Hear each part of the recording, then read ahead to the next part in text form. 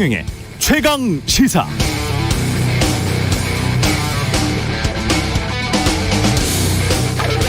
네, 2020년 이맘때쯤이었으니까 1년쯤 전입니다. 그때 영국, 미국에서 백신 접종 시작했을 때 사람들 기대에 부풀었죠. 아, 이제 코로나19도 끝이다. 곧 정상으로 돌아갈 수 있겠구나. 그런 희망이 가득했었습니다. 그런데 지금은 사람들이 백신에 심들어갑니다. 언제까지 맞아야 하는 건지, 맞아도 별 소용이 없는 건 아닌지 반신반의하는 사람들도 많습니다.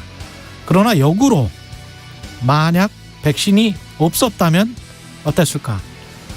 이걸 미국의 커먼웰스 펀드라는 곳이 계산을 해보니까요.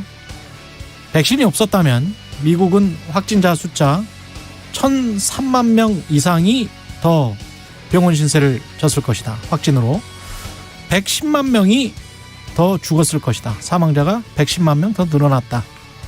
만약 미국인 누구도 백신 접종을 하지 않았다면 미국인 사망자 숫자는 지금도 하루 2만 1,000명에 이르렀을 것이다. 하루 2만 1,000명일 것이다. 결국 백신 접종 말고 인류에게 다른 과학적 정답은 아직은 없다는 뜻이 되겠습니다.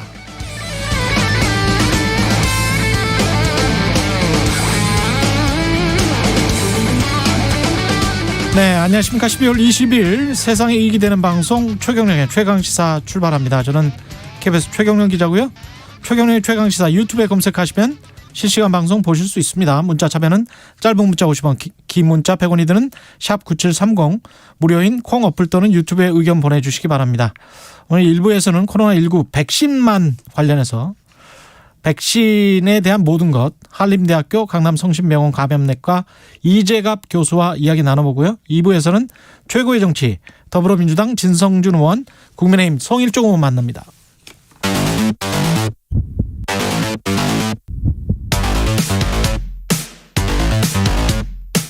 오늘 아침 가장 뜨거운 뉴스 언박싱.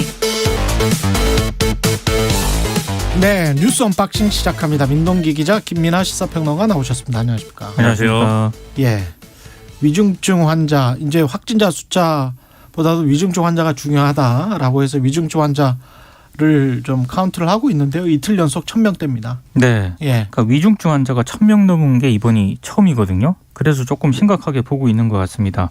특히 위중증 환자가 증가세를 이어가면서 정부가 병상을 추가 확보하려고 노력을 하고 있긴 한데요. 근데 지난 18일 오후 5시 기준으로 전국 중환자 병상 가동률이 79.1%, 수도권은 85.9%에 달하고 있습니다. 점점 이제 차고 있다는 그런 얘기입니다. 그래서 지금 재택 치료자도 굉장히 증가하고 있거든요. 예. 그래서 재택 치료자라든가 이런 다양한 치료제 확보와 같은 후속 조치를 좀 서둘러야 한다는 게 전문가들 지적이고요.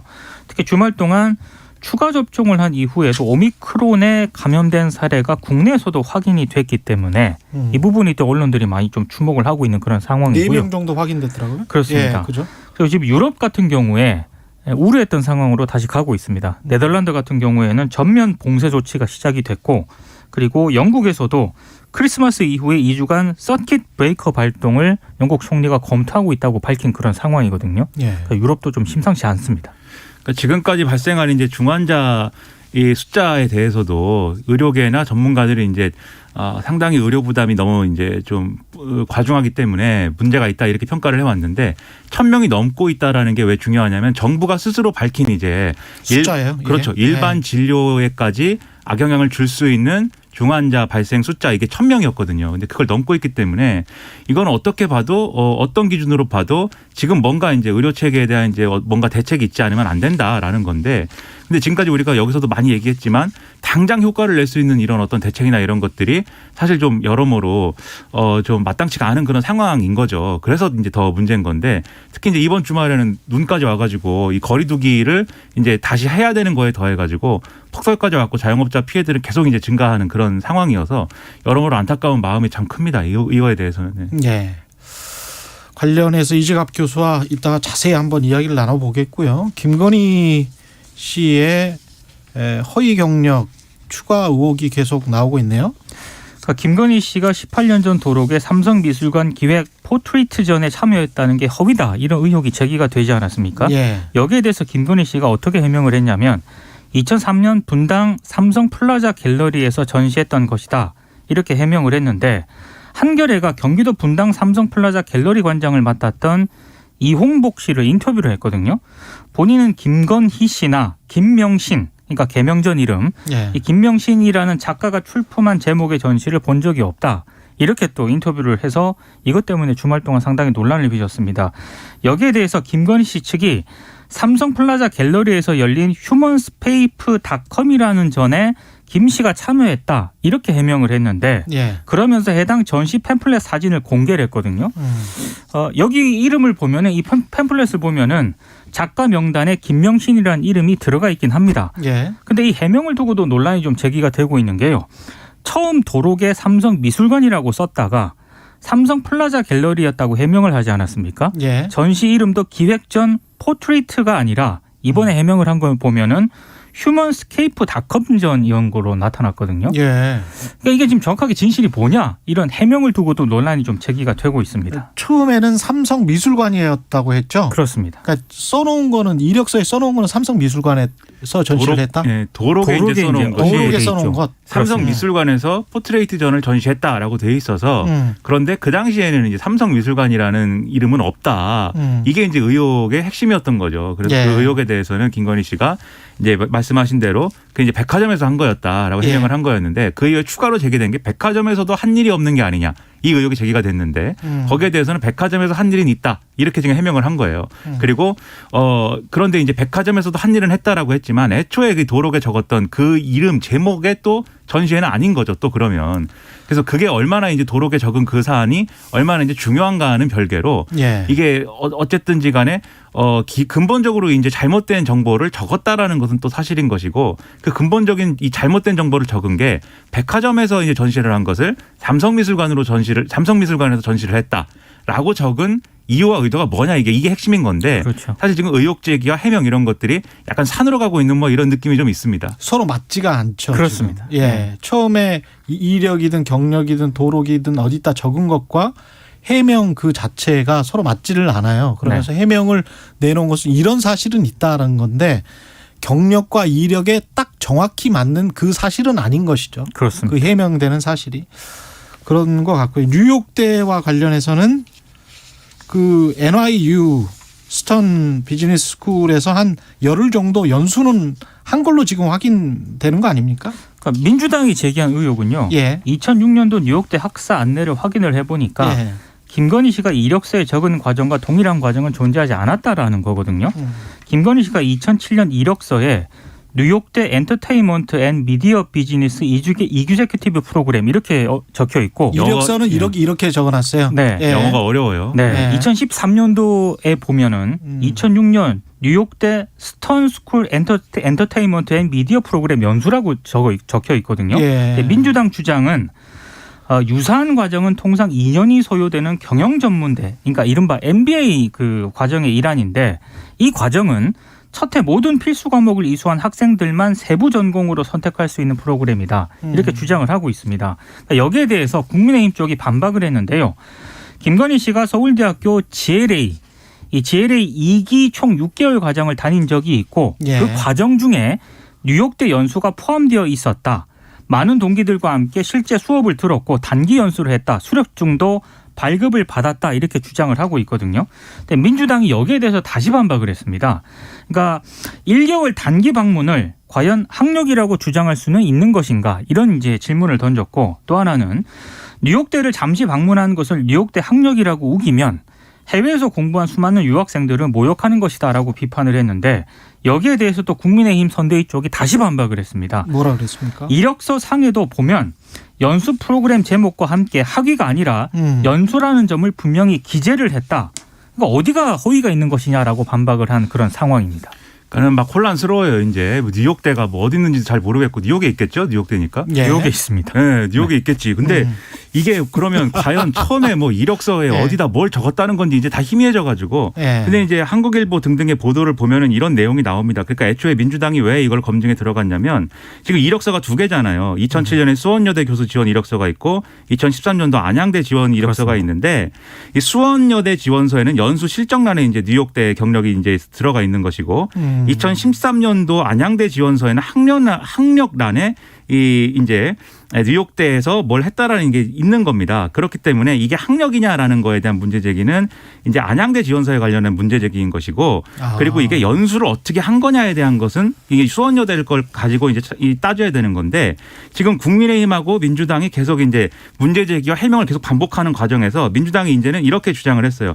안양대에 지원했을 때 이제 그 안양대 이력서에 있는 이 학력란에 있는 뉴욕대 연수라고 써 있는 것은 또 이게 이제 국민의힘의 주장은 서울대 연수 과정에 포함되어 있는 뉴욕대 방문 일정이 있었다라는 거 아니겠습니까? 그렇죠. 근데 그 얘기는 또 이 서울대 과정이었다는 것은 안양대 지원서에는 또 없다. 그리고 수원여대 지원서에 보면은 서울대의 그 글로벌 리더십 과정하고 뉴욕대 과정이 두 개의 연수 과정처럼 기재가 되어 있기 때문에 이것도 부풀리기나 그런 거 아니냐 뭐 이렇게 또 다시 반박을 하고 있는 거예요. 그냥 그 연수 프로그램 안에 서울대 글로벌 리더십 과정 안에 요게 한 일주일 열흘 정도 과정이 포함되어 있었는데 그렇죠. 그걸 중복으로 게재했다는 거죠. 한 이력서에는 네. 중복으로 게재했고 한 이력서에는 이제 학력처럼 기재했다라는 게 민주당 주장인데 그러니까 이렇게 되면은 이제 거기다 적은 게 그러면 그렇게 학력이나 또는 연수 일정을 이제 부풀리거나 이렇게 좀 해서 적은 게 그러면 이게 실제로 이제 지원해서 이제 좀 이 채택되거나 이러는데 얼마나 영향을 미쳤느냐 이런 것까지 다 또 검증을 해야 되지 않습니까? 그 유권자들이 과연 이걸 다 보고서는 지금 판단할 수 있을까 상당히 의문입니다. 그 생각은 좀 들었습니다. 예. 학력이 됐든 이력이 됐든 이렇게 이제 열흘 정도 이렇게 단기 연수를 갔다 온 거 있지 않습니까? 예. 이런 걸 통상적으로 이력이나 학력란에 넣는 안 것인지 적죠. 안 적죠. 안 적습니다. 예. 네. 그러니까 이런 거를 이력이나 학력이 허위로 또는 부풀려진 거 아니냐라고 문제 제기를 했는데 국민의힘은 계속 갔다 왔다 왜 그러냐 그렇죠. 사진도 있다 이제 이렇게 대응하는 거거든요. 지금 이제 앞서 말씀드린 이제 미술관 얘기도 이게 허위나 부풀려진 게 아닐까 이렇게 문제 제기했는데 무슨 소리냐 전신을 했다 이제 이렇게 계속 받아치는 것이기 때문에 예. 유권자들 입장에서 혼란스러워요. 그래서 대응을 하려면 제대로 대응을 하는 게 필요하고 그리고 이게 실제로 그렇게 좀 부풀려졌다 하더라도 정말 채용 과정이 그런 문제였느냐 이건 또 별개로 다뤄야 될 문제이기 때문에 좀 신실한 어떤 해명 이런 것들이 필요한 것이지 지금 마치 이제 다 근거가 있는 것처럼 또는 정말 근거가 아무것도 없는 것처럼 서로 이제 얘기를 하는 게 저는 상당히 좀 유권자들이 또 혼란스럽게 하지 않을까 걱정이 되는 겁니다. 예. 이재명 후보 아들 의혹에 관해서도 계속 이제 추가적으로 의혹이 제기되고 있습니다. 이재명 후보는 윤봉길 의사순국 89주기 추모식에 참석을 해서 기자들에게 다시 한번 죄송하다 이렇게 사과 말씀을 드린다라고 하면서요. 또 하나 조금 좀 차별을 뒀던 거는 야당발 공작설을 제기하는 일부 의원들의 자제를 민주당 선대위가 좀 당부를 했습니다. 이거는 이제 열린공감TV가 이재명 후보 아들 도박 의혹에 대해서 윤석열 캠프에서 공작을 자행했다는 제보를 입수해서 배우자를 찾아냈다. 이렇게 이제 언급을 하면서 특정 변호사를 이제 지목을 했거든요. 여기에 이제 선대위 온라인 소통당장인 김남국 의원이 이 공작설을 라디오 인터뷰를 통해서 제기를 하니까 민주당 선대위가 공식적으로 그건 자제를 해달라. 후보의 어떤 그런 진정한 사과 의미를 뭐 퇴색시킨다 이렇게 이제 지적을 한 그런 부분이 있었고요. 또 하나는 이제 오늘 조선일보가 또 새롭게 제기한 그런 의혹인데 이재명 후보 장남이 2019년에서 2020년 온라인 커뮤니티 사이트에 올린 게시글 200개 중에는 유흥업소를 다녀온 뒤에 자랑하는 글 등이 포함됐다. 그리고 이 자랑하는 글에는 상당히 뭐 성매매를 암시하는 듯한 그런 표현도 있다. 뭐 이런 의혹을 또 제기를 하고 있습니다. 예.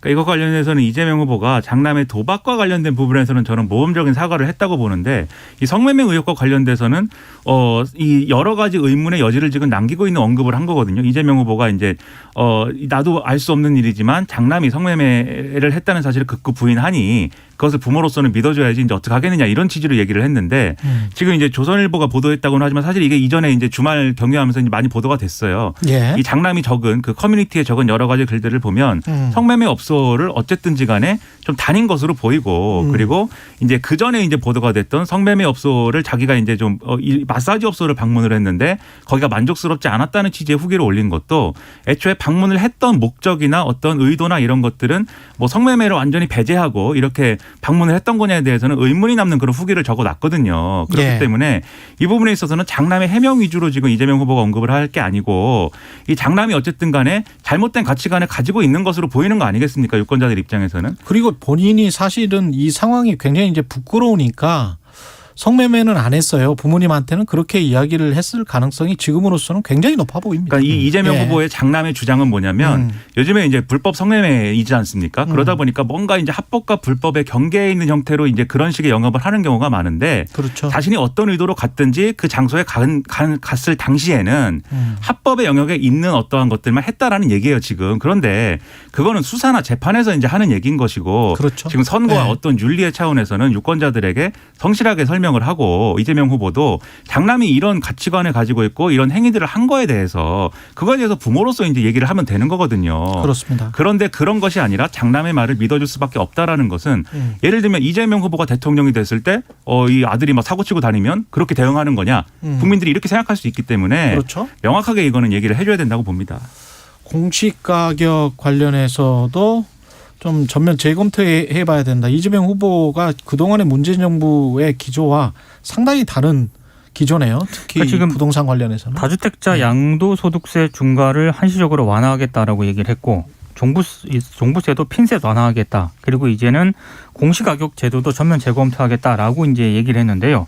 일단 이재명 후보의 언급은 언론 보도를 좀 보면 문재인 정부와 차별화하려는 그런 시도로 보인다라는 분석이 하나 있고 또 하나는 지금 집값이 폭등하는 상황에서 부동산 세율을 높이고 공시가격 인상까지 추진을 할 경우에는 유주택자의 세금 부담이 조금 너무 커지는 것 아니냐. 예. 이런 인식을 좀 가지고 있는 것 같다라는 분석이 있고 마지막으로는 아무래도 중도층하고 서울 수도권에서 이재명 후보가 약간 밀리고 있다는 그런 판단이 있지 않겠습니까? 예. 그래서 특히 매년 3월 중순경에 공동주택 공시가격안이 발표가 되는데 이게 공교롭게도 내년 3월이면 대선 직전이거든요. 그렇습니다. 그래서 이런 점을 좀 사전에 대비하겠다는 포석 아니냐 이런 해석이 나오고 있습니다. 그러니까 선거 전략으로서는 특히 수도권과 그다음에 이 중도층 그리고 상대적으로 고령층인 경우에 이 주택 가격이 올라가지고 그거와 관련돼서 뭐 건보료라든지 지금 재산세라든지 이런 것들의 부담이 커지기 때문에 이걸 경감시켜 줘야 된다라는 주장을 하는 그 맥락은 선거 전략상으로는 무슨 얘기인지 알겠지만 정책의 어떤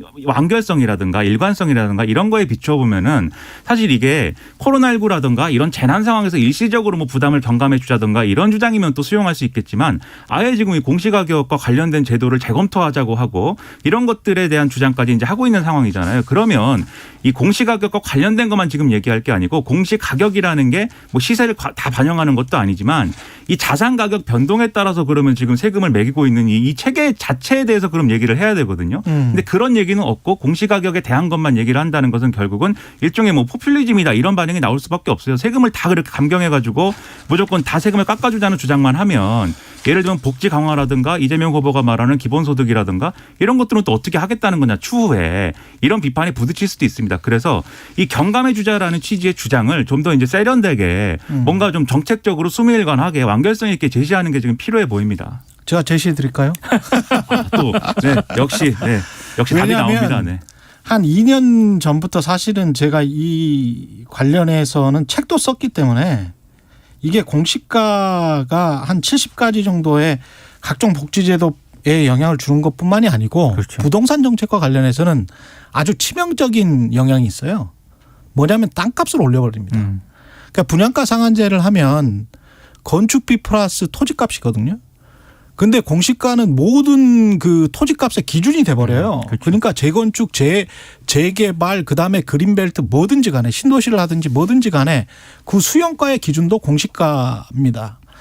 그렇기 때문에 앞으로 분양가가 공시가가 계속 높아지잖아요. 그러면 분양가가 안 높아질래야 안 높아질 수가 없어요. 건축비는 매년 인플레이션 이상으로 늘 상승하고 있습니다. 네. 제가 계속 모니터를 해보면 보통 5% 6%는 무조건 올라가요. 그게 기준 건축비가 그렇게 올라가기 때문에 실제 현장에서는 더 올라가겠죠. 그런 상황에서 분양가를 낮출 수 있는가? 그러면 부동산 가격을 떨어뜨리는 게 정부의 정책이라면 공시가를 이렇게 무작정 올려서 하는 게 옳은지 또 다른 방법이 있거든요. 세율을 올리면 돼요. 그러니까 보유세를 높이고 거래세를 낮추고 싶으면 보유세 세율 자체를 국회에서 올려버리면 됩니다. 공시가는 그대로 두는 대신에. 그러면 땅값은 그대로 있고 분양가는 좀 떨어질 여지가 있죠. 그러면서 세율은 높아지니까 그러면 부자들한테 뭐 감세다 이런 이야기는 안 나오죠. 이게 이제 정책의 일관성이라는 건데 그걸 2년 3년 전에 이미 뭐 저뿐만이 아니고요. 많은 분들이 주장을 했고 야당도 주장을 했고 경제 전문가들도 주장을 했고 많은 분들이 주장을 했는데 너무 이념적으로 치우쳐져 있는 거 아닌가 부동산과 관련해서. 그러니까 정부 보유세를 여당이 올리자고 얘기를 하면은 이게 정부 여당 말씀도 하셨지만 야당도 보유세 올리는 거에 대해서는 그런 얘기를 하면은 또 어떤 이념적으로 치우친 얘기다라고 그렇죠. 하고. 그렇긴 하죠. 그런데 이제 종합적으로 정책을 다 혼합할 수 있는 방법은 그 정도이지 않을까. 그렇죠. 그러니까 거죠. 이념을 네. 얘기하지 말고 정책의 전체적인 얼개를 얘기를 해달라는 겁니다. 그러니까 부동산 가격을 떨어뜨리고 싶다면 그렇다면 이런 방법도 있다라는 겁니다. 그래서 그 기준에 비춰봐도 이재명 후보의 지금 주장이 이 완결적이지 않다는 거예요. 그 최경영 기자 말씀에 비춰봐도. 예. 알겠습니다. 뉴스 언박싱 민동기 기자 김민아 시사평론가였습니다. 고맙습니다. 고맙습니다. KBS 1라디오 최경영의 최강시사 듣고 계신 지금 시각은 7시 41분입니다. 오늘 아침 기온은 어제보다 5도에서 10도가량 올랐습니다. 낮 기온은 전국적으로 어제보다 또 5도 이상 올라서 봄 날씨가 되겠습니다. 대부분 지역에 10도를 넘는 낮 기온을 예상할 수 있겠습니다. 서울이 10도로 예상되고요. 강릉, 광주 13도, 대전, 대구 12도까지 오르겠습니다. 오늘 전반적으로 구름량이 많겠습니다. 아침까지는 수도권 등 곳곳으로 빗방울이 떨어지거나 눈이 날릴 수가 있겠습니다. 내일도 전반적으로 맑은 날씨 변화가 거의 없겠습니다. 내일은 오늘보다 기온이 더 올라서 서울이 아침 4도로 출발하겠습니다. 반면 낮 기온은 약간 내려가서 서울 8도 등 7도에서 15도의 분포를 보이겠습니다. 오늘 수도권 등 전국의 미세먼지 농도 나쁨 단계를 보이는 곳이 많을 것으로 보이고요. 현재 동해안의 건조특보 여전히 남아 있습니다. 지금 서울의 기온은 1.7도입니다. 날씨 정보였고요. 다음은 이 시각 교통 상황 알아보겠습니다. KBS 교통정보센터의 이승미 씨입니다. 네, 시각 교통 상황입니다. 수도권 제1순환고속도로 판교에서 구리 방향 성남 부근에서 사고 있었습니다. 판교에서 성남 요금소까지 밀리고요. 이후 남양주에서 1, 2, 3차로 막고 사고 처리 작업합니다. 강일부터 여파받고 있습니다. 경부고속도로 서울 방향으로는 기흥에서 수원까지 판교에서 반포까지 밀리는데요. 양재 부근에서 2개 차로 막고 사고 처리 작업하고 있고요. 서양고속도로 목포 방향으로 팔곡분기점에서 비봉까지 정체고요. 화성휴게소 부근에서도 막힙니다. KBS 교통정보센터였습니다. 오늘 하루 이슈의 중심. 당신의 아침을 책임지는 직격 인터뷰. 여러분은 지금 KBS 1라디오 최경영의 최강시사와 함께하고 계십니다. 네, 코로나19 확진자와 위중증 환자 숫자 심상치가 않고요. 방역당국은 3차 접종 부스터샷의 필요성을 거듭 강조하고 있습니다.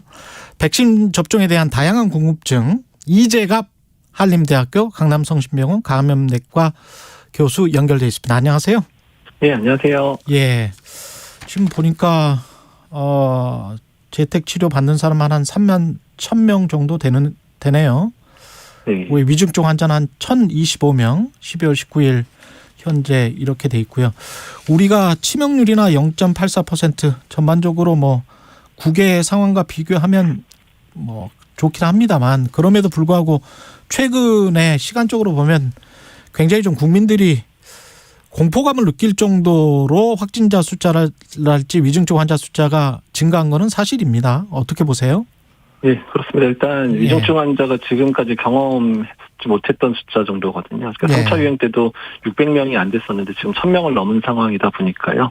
지금 의료계 안에서도 이제 중환자실 부족이나 또한 응급실의 대기 환자들 또는 이제 재택 환자 중에서 상태가 나빠진 환자가 제때 이제 전원이 안 되는 이런 문제들 때문에 상당히 지금 어려움을 느끼고 있는 상황입니다. 그 3차 접종이 꼭 필요하다고 지금 보시는 거잖아요. 네, 그렇죠. 예, 이유를 좀 설명을 해 주십시오. 네, 일단 지금 델타 변이에 의해서 백신 효과가 약간 떨어지기 시작했고, 또한 이제 고령층이나 고위험군에서의 중증 예방 효과가 뭐 아직까지 남아있기는 하지만 이제 떨어지기 시작을 했거든요. 그러다 예. 보니까 지금의 중증 환자의 한 반은 이제 미접종자에서 나오고 훨씬 중하고요. 또한 이제 중증 환자의 절반은 접종자에서의 돌파 감염에 의한 사례들이 보고되고 있습니다. 그래서 3차 접종을 통해서 면역을 회복해야지, 그러니까 항체가도 올라가고 T세포 면역도 회복을 시켜야 이런 이유로 일단 중증 환자가 감소될 수 있는 기회를 얻을 수 있겠다, 이렇게 말씀드릴 수 있을 것 같습니다. 우리 지금 60세 이상 그 3차 부스터샷 맞은 사람의 비율은 어느 정도 됩니까? 예, 일단 60세 이상이 지금 56% 정도가 이미 접종을 마치셨고요. 예. 전 인구 대비는 한 20% 넘는 숫자 정도 맞아서 어제자로 1,150만 명 정도가 현재 3차 접종을 마친 상태입니다.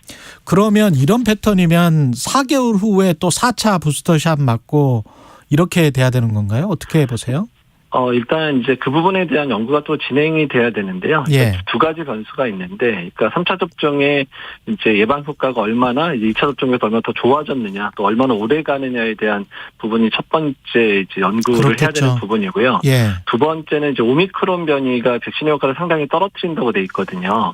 그렇게 되면 오미크론 변이가 만약에 국내에서 이제 주된 유행주로 바뀌면서 유행 패턴이 바뀌게 된다 그러면 일단 백신 효과가 더 빨리 떨어질 가능성이 있어서 일단 그 부분이 또한 이제 접종 간격을 정하는 데 아주 중요한 요소가 될 것 같습니다. 오늘 나온 보도 보니까 오미크론 변이가 3차 접종자에게도 4명 감염시켰다 이렇게 나와 있더라고요. 예, 그러니까 지금 이제 영국에서 이제 확진자가 늘다 보니까 예. 오미크론 변이에 대한 이제 예방 효과, 그러니까 3차 예방접종 예방 효과가 나오고 있는데요.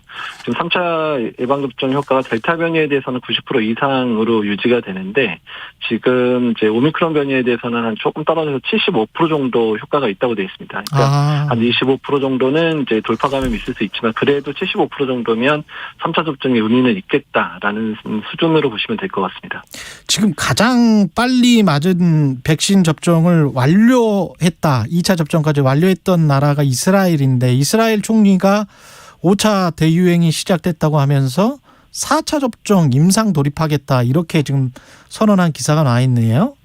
네, 그렇습니다. 일단 이제 특히 이제 감염에 노출됐을 경우에 이제 심각한 이제 타격이 있을 수 있는 의료진 대상으로 일단 4차 접종에 대한 연구를 시작하겠다라고 밝힌 상황이고요. 예. 그래서 우리나라도 이제 이스라엘에서 나온 결과들을 보고 또한 이제 오미크론 변이에 대해서 4차 접종이 얼마나 효과적인지를 확인하게 되면 우리나라 내에서의 4차 접종의 시기라든지 방법에 대한 어느 정도의 그런 좀 길을 찾아볼 수 있는 도움이 될 것 같습니다. 그 혹시 논문에 의학 논문에 가령 뭐 교차 접종을 하면 화이자 모더나 아스트라제네카 뭐 모더나 이렇게 하면 뭐 훨씬 더 예방 효과가 크다 뭐 이런 것들이 나와 있습니까? 예, 최근에 이제 여러 조합을 가지고 거의 7가지 백신을 가지고 조합을 한 논문들이 이제 최근에 아주 유수의 저널에서 나온 적이 있는데요. 예. 일단 지금 현재 그러니까 여러 가지 이제 그런 교차 접종이 다 전반적으로 동일 백신을 맞는 것보다 효과가 좋다라고 현재 나오고 있습니다. 그래서 이제 화이자를 맞았던 분들한테 뭐 아스트라제네카를 맞춘다든지 또는 아스트라제네카를 맞은 분한테 화이자나 모더나를 맞춘다든지 뭐 이런 식의 교차 접종이 전반적으로 항체가 또 올릴 수 있고 또한 이제 T세포 면역 자극도 뛰어나기 때문에 그래서 교차 접종이 이런 변이 대응에 있어서 하나의 이제 수단이 될 수도 있겠다라는 논문들이 계속 나오고 있습니다. 그렇군요. 그러면 변이 바이러스가 여러 가지 뭐 다양한 형태로 나오니까 다양한 형태의 바이러스 백신을 몸에다가 넣어놓으면 그게 이제 항체가 돼서 다양한 형태의 공격이 와도 이걸 막아낼 수 있다 이런 뜻이 되나요? 그런 의미보다는 예. 그러니까 이제 각각의 백신이 가진 장단점들이 있잖아요. 근데 그 장단점인데 그 백신들을 교차 접종하면 각각의 장점이 부각될 수 있기 때문에 특히 예. 뭐 화이자나 이제 모더나 같은 mRNA 백신은 주로 이제 중화항체를 많이 올린다고 돼 있고요. 단계적으로. 그다음에 이제 아스트라제네카나 얀센 백신 같은 바이러스 벡터 백신은 T세포 면역 자극이 좀 더 강하다 이렇게 돼 있거든요. 예. 두 개를 교차 접종하면 T세포 면역도 잘 자극되고 중화항체도 높게 형성된다. 이제 이런 의미여서 일단은 그제 어떻든 그렇게 되면 중화항체도 높아지고 T세포 면역이 강해지니까 이런 새로운 변이에 대한 대응 능력이 더 나아진다. 이제 이런 보고들이 실제로 나오고 있습니다. 의학적으로 보면 어떻습니까? 3차, 4차를 맞게 돼서 어떤 임계점이 넘어가면 그래서 항체가 완벽하게 형성이 되면 그 다음에는 더 안 맞아도 된다. 라는 그런 횟수에 대한 그 횟수에 대해서 부담감을 느끼는 어떤 사람들도 많을 것 같아서 이런 질문을 드리는 건데요.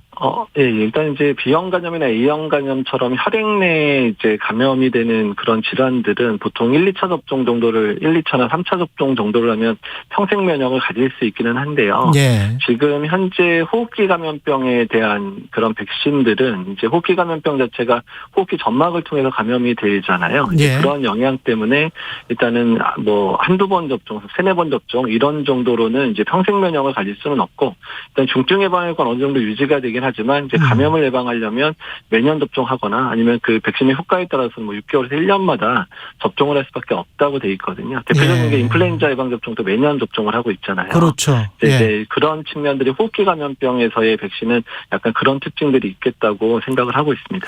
그 소아나 청소년들 백신 접종 여부 두고 사회적 논란이 컸었는데 교수님은 어떻게 보십니까? 네, 일단은 10에서 17세 예방접종 매우 중요해졌고요. 그러니까 예. 특히 델타 변이나 오미크론 변이 때문에 소아청소년에서의 그런 중증 환자도 어느 정도 늘어나고 있는 상황이고요. 또한 이제 앞으로의 내년 1학기의 등교 수업이라든지 또 아이들의 학원을 또 안전하게 다니려면 예방접종을 잘 맞아야 그 이후의 학사 일정들이 이제 평탄하게 진행될 수 있거든요. 그래서 여러 가지 사회적 부분 또는 아이들의 감염 예방 또는 중증 예방 효과 때문에도 10에서 17세에 대한 예방접종 반드시 시행이 돼야 된다고 생각을 하고 있고요. 또한 5세에서 11세에 대한 예방접종이 미국이나 캐나다 등에서는 시작되고 있는데 우리나라에서도 전향적인 검토를 통해서 5에서 11세에 대한 예방접종도 시작해야 된다고 생각을 하고 있습니다. 예. 최근 한 세미나에서 코로나19 관련해서 국내 언론 보도 행태에 상당히 강하게 비판을 하셨는데 뭐가 문제라고 보세요? 예. 일단은 이제 대부분의 이제 언론들 특히 이제 유수의 그런 선진국들에서는 그러니까 백신 접종 자체가 이런 코로나 상황을 해결하고 또한 이제 국민을 지키는 데 유용하다라는 원칙 하에서 이제 언론 맞습니다. 보도가 이루어지고 있거든요. 예. 우리나라는 사실은 이제 어떤 언론사들의 어떤 이제 수익이나 이런 문제 때문에 이제 백신 또 포털에서의 그런 뉴스 노출 문제 때문에 아주 선정적인 제목으로 계속 맞습니다. 백신에 관한 이제 기사들이 계속 실리다 보니까 이런 부분들이 1년 내내 그냥 지속되니까 국민들에게 백신이 위험한 게 아니냐라는 그릇된 인식들을 계속 주고 있는 것을 가장 큰 문제라고 생각을 하고 있습니다. 그러니까요. 그 백신이 가지고 있는 효과랄지 백신을 맞지 않았을 때 그 잘못하면은 코로나 걸려서 젊은 사람들도 후유증이 남을 수가 지금 있나요? 어떻습니까? 그런 부분들은? 예, 사실 지금 델타 변이 이후에 젊은 층에서의 중증 환자도 상당히 많이 발생을 하고 있거든요. 예. 또한 폐렴이 심하게 와서 한두 달 정도 이제 걷거나 그러면 숨찬 증상이 지속되는 사람들도 있고 또한 감염 자체에 대한 심리적인 타격 때문에 우울증이라든지 스트레스 장애를 호소하는 그런 사람들도 꽤 많거든요. 예. 그래서 코로나 감염 자체가 주는 질병 자체의 부담뿐만 아니라 심리적 부담 또한 사회적인 부담들이 매우 크게 나타난다. 젊은 층에서도 마찬가지로 나타난다라고 좀 보고가 되고 있습니다. 예, 이번 방역 강화 조치 어떻게 평가를 하세요? 너무 늦었다는 지적도 있습니다만은. 예, 뭐 늦기는 했지만 안 할 수는 없는 상황이었고 이제 시작됐으니까 국민들께서 잘 동참해 주셔서 일단 뭐 다른 건 둘째치고라도 일단 중증 환자가 감소해서 일단 이제 코로나19로 사망하는 분들의 숫자가 좀 줄었으면 좋겠고 중환자실에서 고생하는 분들의 숫자가 줄었으면 좋겠습니다. 특히 3차 접종과 사회적 거리두기가 동시에 잘 이루어져서 일단 의료 체계의 부담이 많이 좀 덜어졌으면 하는 생각입니다. 예, 끝으로 방송 들으시는 청취자분들에게 당부의 말씀 좀 부탁드립니다. 계속 강조했지만 일단 3차 접종, 성인에서의 3차 접종, 또한 소아청소년에서의 일단 예방 접종 꼭 시행을 해주셔야 될 것 같고요. 일단 거리두기에 동참을 잘 해주셔서 일단은 코로나19로 사망하거나 중증에 빠지는 그런 분들을 최소화시키는 게 국민들의 노력으로 인해서 달성될 수 있을 거라 기대하고 있습니다. 예, 알겠습니다. 오늘 말씀 감사하고 이재갑 한림대학교 강남성심병원 감염내과 교수였습니다. 고맙습니다. 네, 감사합니다. KBS 1라디오 최경영의 최강시사 1부는 여기까지입니다. 잠시 2부에서는 최고의 정치 더불어민주당 진성준호, 국민의힘 송일정 의원 만납니다.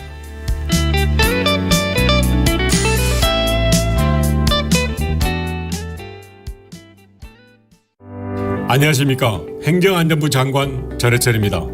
2022년 자치분권 2.0 시대가 열립니다.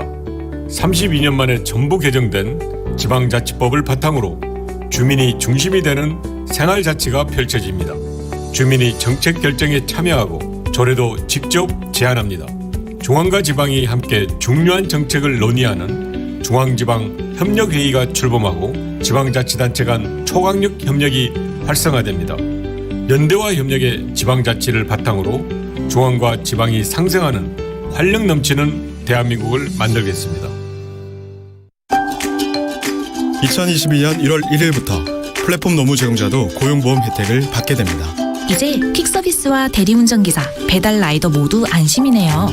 아참, 신고 방법이 다른 특수형태 근로종사자와 조금 다르다면서요? 네, 플랫폼을 통해 일하시는 분들은 플랫폼 사업자가 직접 신고하고 고용보험료 원천공제와 납부대행까지 한다고 합니다. 일하는 사람 모두를 위한 특수형태 근로종사자 고용보험 확대. 플랫폼 노무 제공자도 구직급여, 출산 전후 급여로 든든하게 보장받으세요.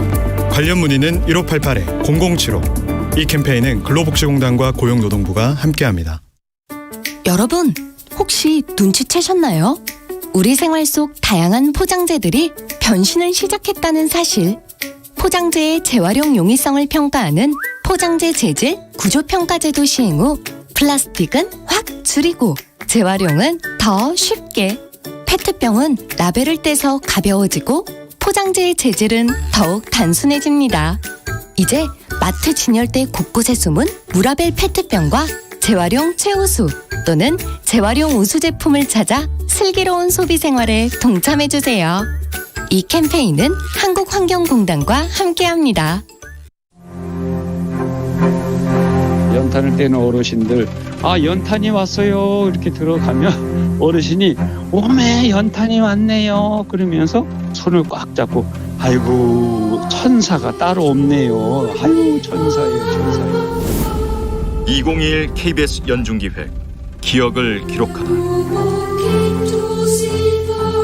연탄은행은 우리나라 외환위기 98년도에 실직자와 독거노인 또 노숙인들을 위해서 98년도에 설립이 됐고 그 이후에 연탄은행은 2004년에 설립이 돼서 사랑의 연탄 나눔 운동을 주관하고 있습니다. 우리나라가 이제 외환위기 97년 말에 이제 시작이 돼서 서울역 같은 데서 무료 급식을 기다리는 행렬이 끝이 보이지 않을 정도로 정말 많았던 그때에 그때 연탄 한 격이 장당 300원 하던 시절이었습니다.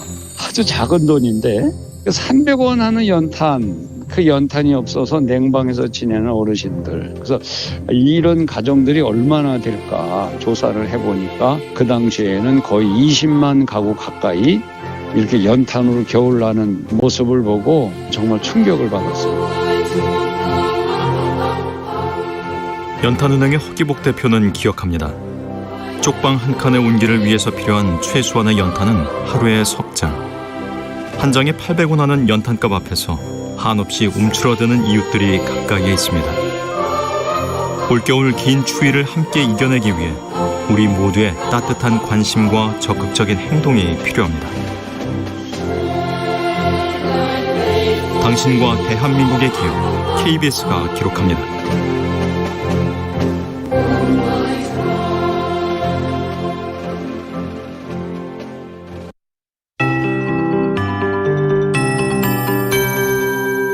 KBS 58분 날씨.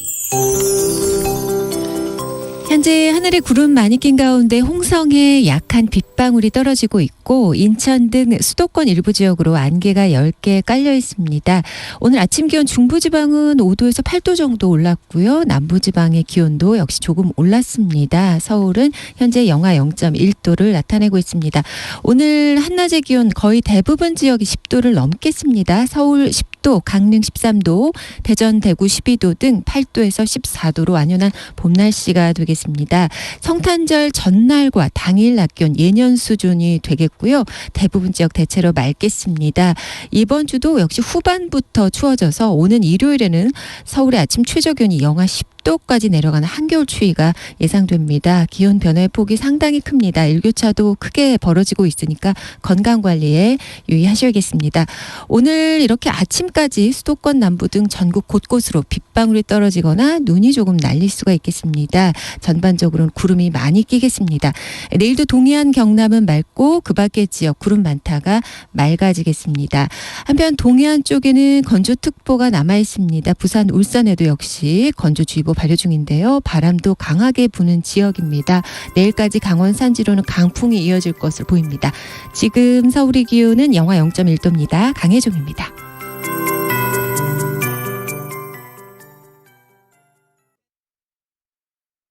정성을 다하는 국민의 방송 KBS가 8시를 알려드립니다.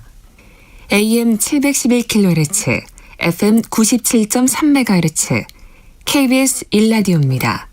HLKA.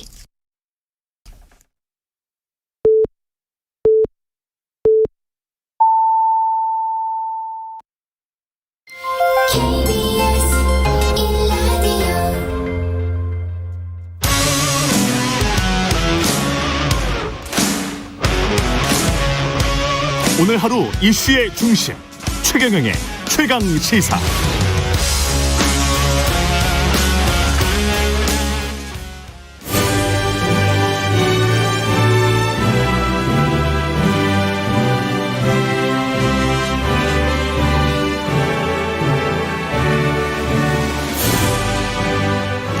네, 전국의 가장 뜨거운 현안을 여야 의원 두 분과 이야기 나눠보는 최고의 정치. 오늘도 여야 의원 두 분 나오셨습니다. 더불어민주당 진성준 의원님 나오셨습니다. 안녕하십니까? 네, 안녕하세요. 예, 국민의힘 송일정 의원님 나오셨습니다. 안녕하십니까? 예, 안녕하십니까? 예, 최경영의 최강 시사 유튜브에 검색하시면 실시간 방송 보실 수 있고요. 스마트폰 콩으로 보내시면 무료입니다. 문자 참여는 짧은 문자 50원, 긴 문자 100원이 드는 샵 9730 무료인 콩 어플 또는 유튜브에 의견 보내주시기 바랍니다. 예. 여야 대선 후보들의 가족 논란 그 이야기부터 시작할 수밖에 없는데 지난주에는 사과의 진정성 관련해서 윤석열의 사과와 이재명의 사과 좀 비교된다라고 지적하는 언론들도 꽤 있었는데 어떻게 보십니까? 두 분은 그 사과의 진정성, 사과의 태도, 사과의 시기. 예. 예. 뭐 우리 국민의 생각이 그런 것 아닙니까? 명백한 잘못에 대해서는 깨끗하게 사과하고 시인하고 상응하는 책임을 지겠다 이런 입장을 내는 것이 우리 국민이 정치인에게 바라는 모습이죠. 그런데 이것을 무엇은 사실이 아니다 뭐 왜 그랬다 막 구차하게 변명을 하면서 피하려고 하는 것 이것이 우리 국민에게 굉장히 속상한 일로 되는 거라고 생각합니다. 이재명 후보는 그런 점에서 그간의 민주당의 어떤 이중적인 어떤 태도, 위선적인 태도와는 완전히 결별하고 잘못을 깨끗하게 시인하고 또 그에 상응하는 법적 책임도 또 정치적 책임도 지겠다라고 하는 입장을 낸 반면에 윤석열 후보는 그러지 못한 것 같습니다. 잘못이 드러난 데 대해서 곧바로 사과하지 않고 사흘이라고 하는 시간이 지난 뒤에야 사과를 했고 그 사과도 무엇을 사과하는지 애매모호했어요. 이를테면 사실관계 여부를 떠나서 국민에게 사과드린다. 이유 여하를 불문하고 논란이 일어나게 한 것에 대해서 사과한다. 뭘 잘못했다는 것인지가 불분명하지 않습니까? 이런 태도야말로 국민을 속상하게 하는 것이다. 그렇게 생각합니다.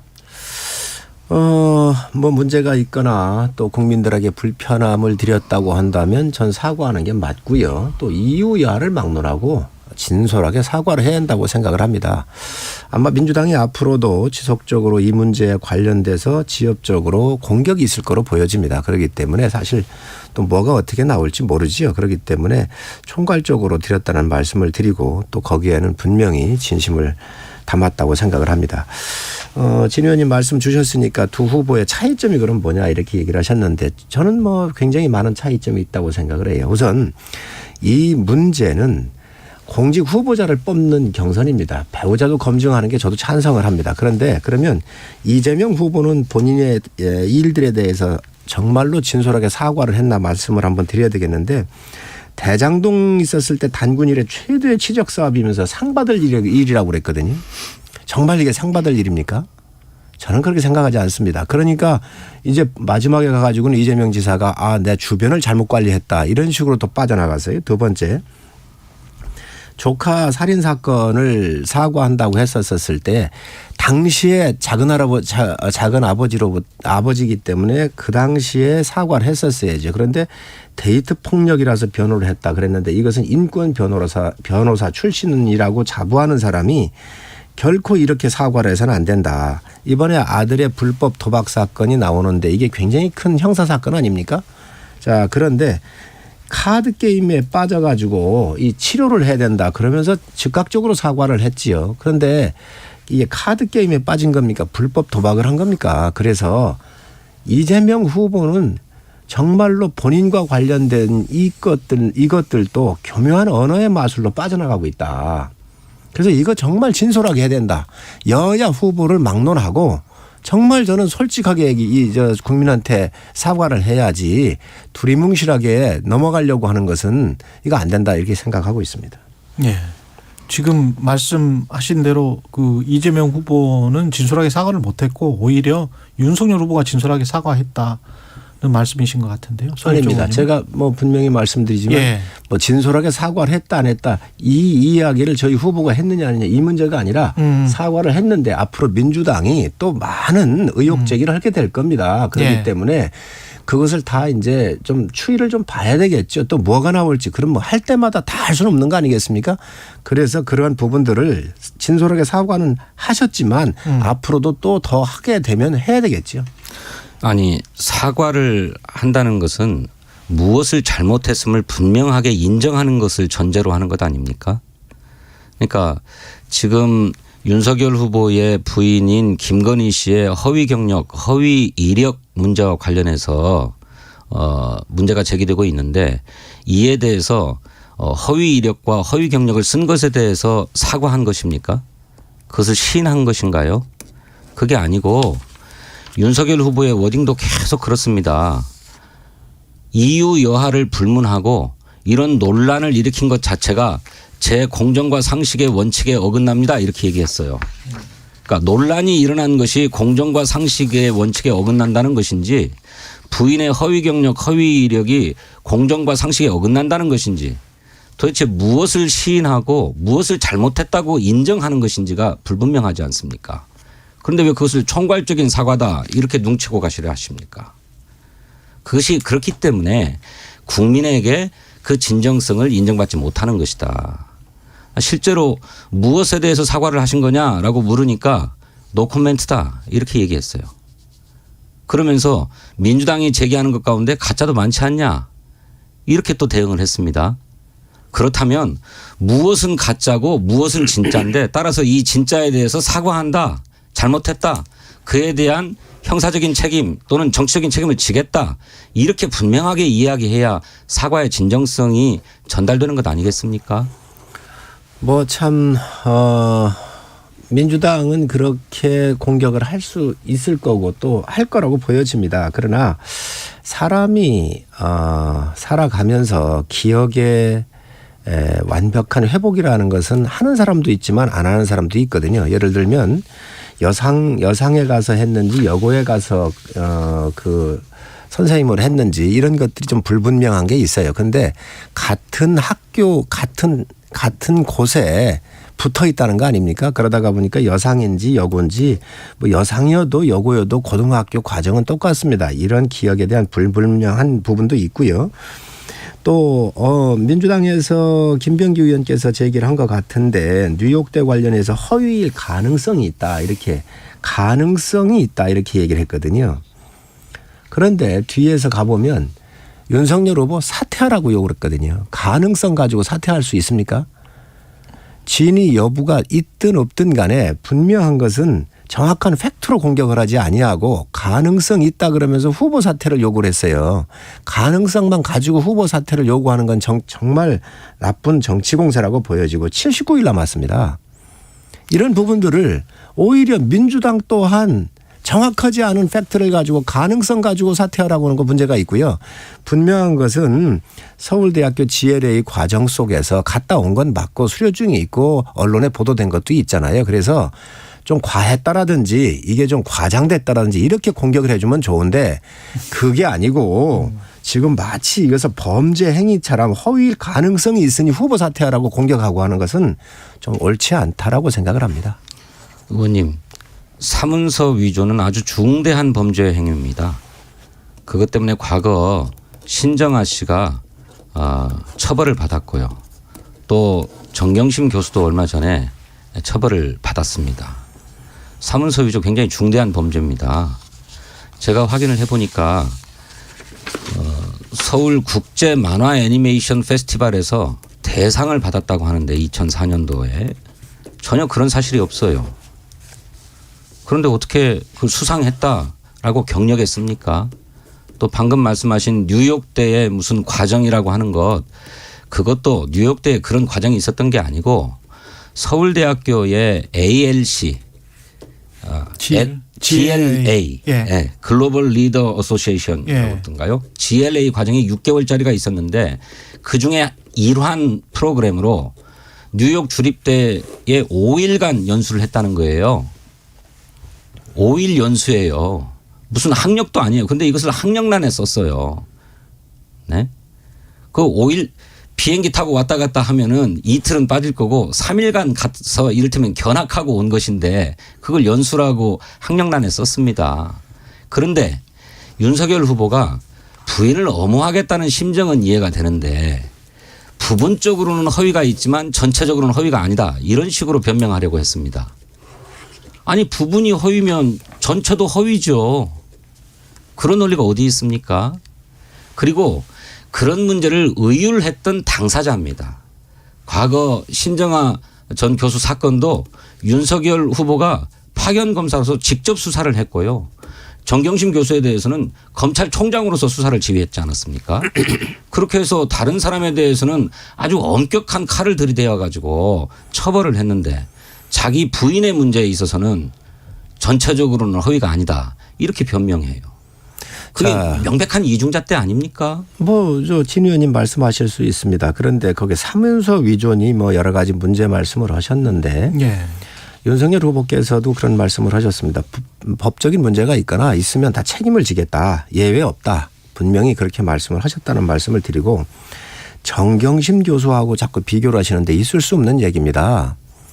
정경심 교수와 조국 사건은요. 대한민국 입시 전체 국가 제도를 부정한 거예요.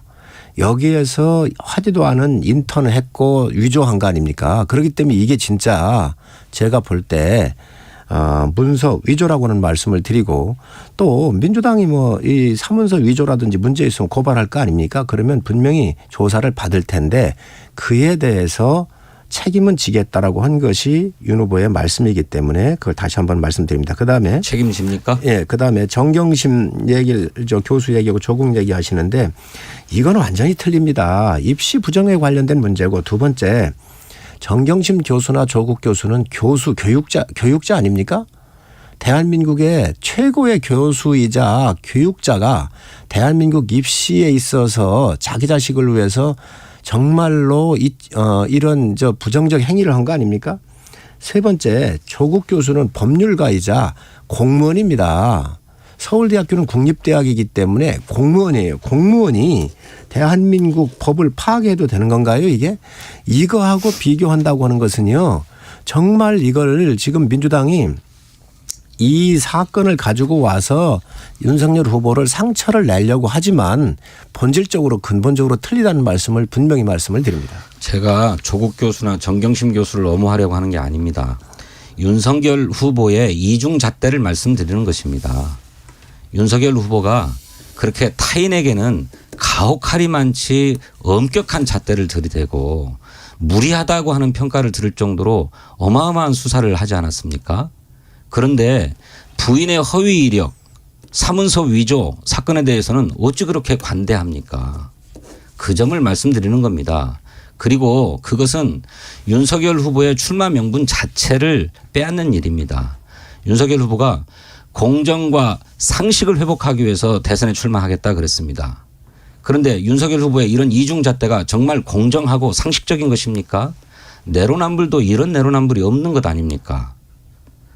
그 점을 말씀드리는 거죠. 자, 그렇게 저도 뭐 그렇게 공격하실 수 윤석열 후보 관련해서 제가 여기까지 하고요. 한 말씀만 예. 더 드리고 가지요. 예. 이재명 지사가 먼지 한 톨 1원이라도 받았다고 한다면 모든 공직을 내려놓겠다라고 하는 본인의 기준점을 제시를 했습니다. 그러면 여기에 있어서 대장동에 있어서 유동규가 구속이 되고 자기들 측근이었던 유한기가 자살을 했습니다. 여기에는 먼지 한 톨 없습니까? 여기에?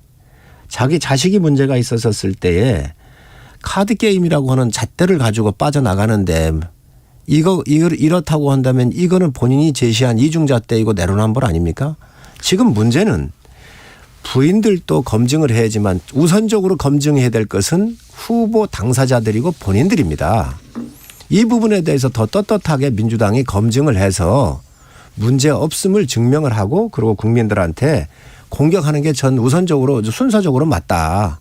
지금 본인한테 제기되어 있는 이런 의혹이나 여러 가지에 대해서 검증을 못하고 답변도 제대로 못하고 자기가 말한 거에 책임을 못 지고 있으면서 상대 후보의 부인한테 이것을 이렇게 공격하는 거는 할 수는 있지만 순서적으로 잘못했다 말씀드립니다. 국정감사에 나와서 충분하게 해명을 했고요. 의원님 그렇게 얘기하지 마시고 이재명 후보가 유동규 본부장한테 받은 돈이 얼마인지 밝혀주십시오. 그걸 우리가 왜 밝힙니까? 문제 의혹을 제기했으니. 돈 받았다고 자꾸 얘기하고 계시지 않습니까? 돈을 받았다고요? 돈 받았다고 얘기하고 계시는 것 아닙니까? 1원이라도 받았으면 본인이 먼지 한 톨. 그러니까요. 1원이라도 받았으면 1원이라도 공직을. 받은 게 있으면 얘기하시라고요. 자, 공직을 사퇴하겠다 그랬잖아요. 그러니 유동규 같은 사람. 저도 말씀 좀 드릴게요. 잠깐만요. 이제 유한기 같은 사람이 측근들이 죽었는데 그에 대해서는 왜 증명을 못하냐는 거예요. 본인이 증명을 해야죠. 내 부하가 죽었는데 왜 죽었는지 국민이 묻고 있잖아요. 그러니 본인이 그거에 대해서는 충분히 설명을 해낸다. 이재명 후보가 그걸 어떻게 설명합니까? 말씀하세요.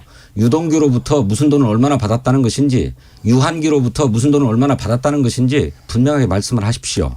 그런 게 아니고 유동규가 배임 혐의로 구속된 걸 가지고 이재명이 돈 받았으니 책임져라 이렇게 주장하고 계시는 것 아닙니까? 유한기가 자살했는데 이재명이 돈 받아서 자살한 거 아니냐? 그거 해명하고 책임져라 이렇게 말씀하고 계시는 것 아닙니까? 자신이 있으시면 분명하게 이재명 후보가 무엇을 어떻게 잘못했는지를 말씀해 주셨으면 좋겠고요. 그 아들의 도박 문제 그 잘못한 일이고 이재명 후보가 깨끗하게 사과하고 책임질 일이 있으면 책임지겠다. 아들도 똑같은 입장이다. 이런 말씀 드렸습니다. 제가 알기로 그게 인터넷 컴퓨터 도박 게임 아니었습니까?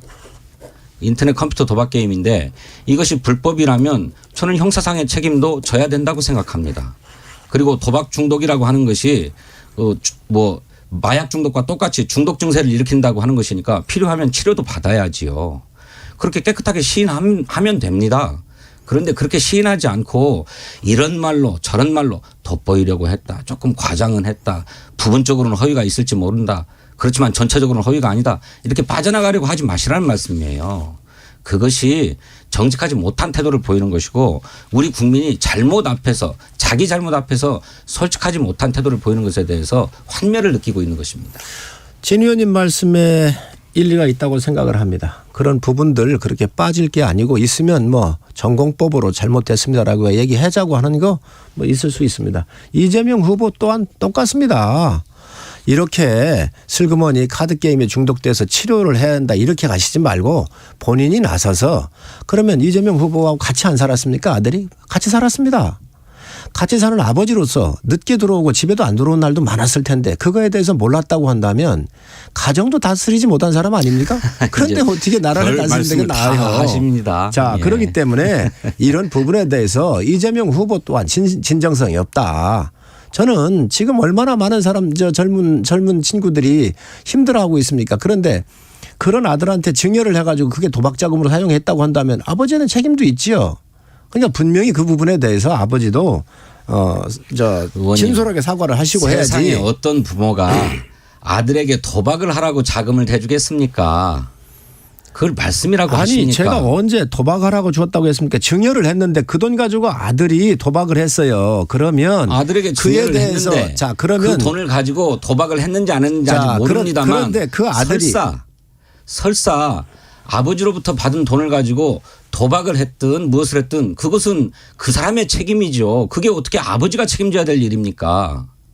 자, 아버지가 도박하라고 자금 대줬습니까? 자, 아니 그러니까 그렇게 우리 진 견강부회식으로 몰고 가시면 곤란하지요. 아니 진 의원님이 자꾸 말을 꼬아가지고 이상하게 자꾸 진행을 하는 것 같은데 제가 도박하라고 돈을 줬다라고 얘기를 제가 한 적이 없습니다. 증여를 했다 그랬지. 근데 그 증여받은 돈을 가지고 도박한 거 아닙니까?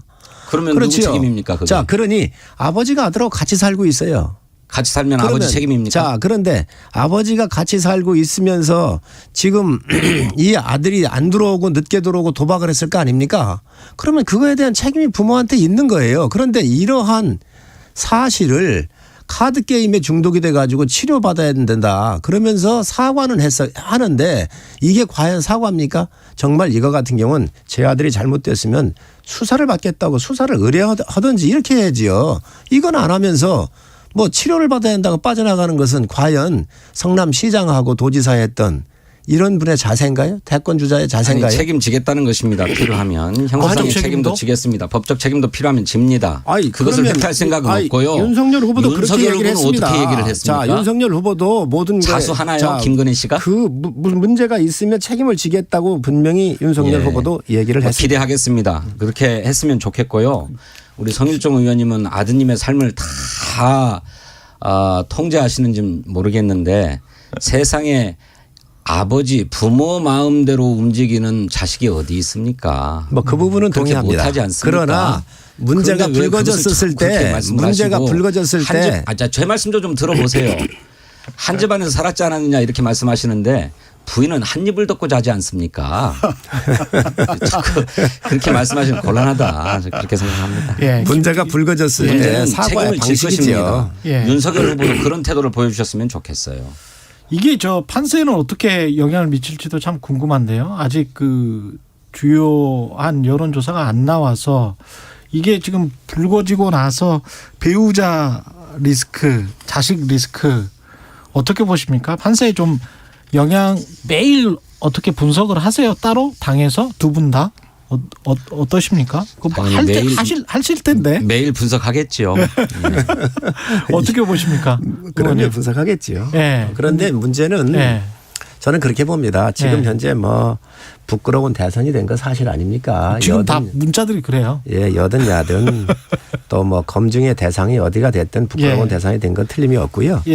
그렇지만 뭐 어느 쪽이든 다 영향을 갈 거라고 생각을 합니다. 그러나 큰 대세에 있어서는 가족은 부수적이지요. 문제는 제일 중요한 것은 공직 후보자인 당사자들의 문제가 더 큽니다. 그렇습니다. 당사자의 문제가 훨씬 크지요.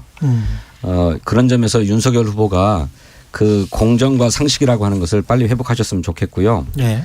하지만 후보 본인 못지않게 후보의 배우자 영부인이 될 분이기 때문에 이 후보의 배우자에 대한 판단은 우리 국민들이 매우 엄격한 것 같습니다. 그리고 후보 배우자를 보고 후보에 대한 판단도 하시는 것 같아요.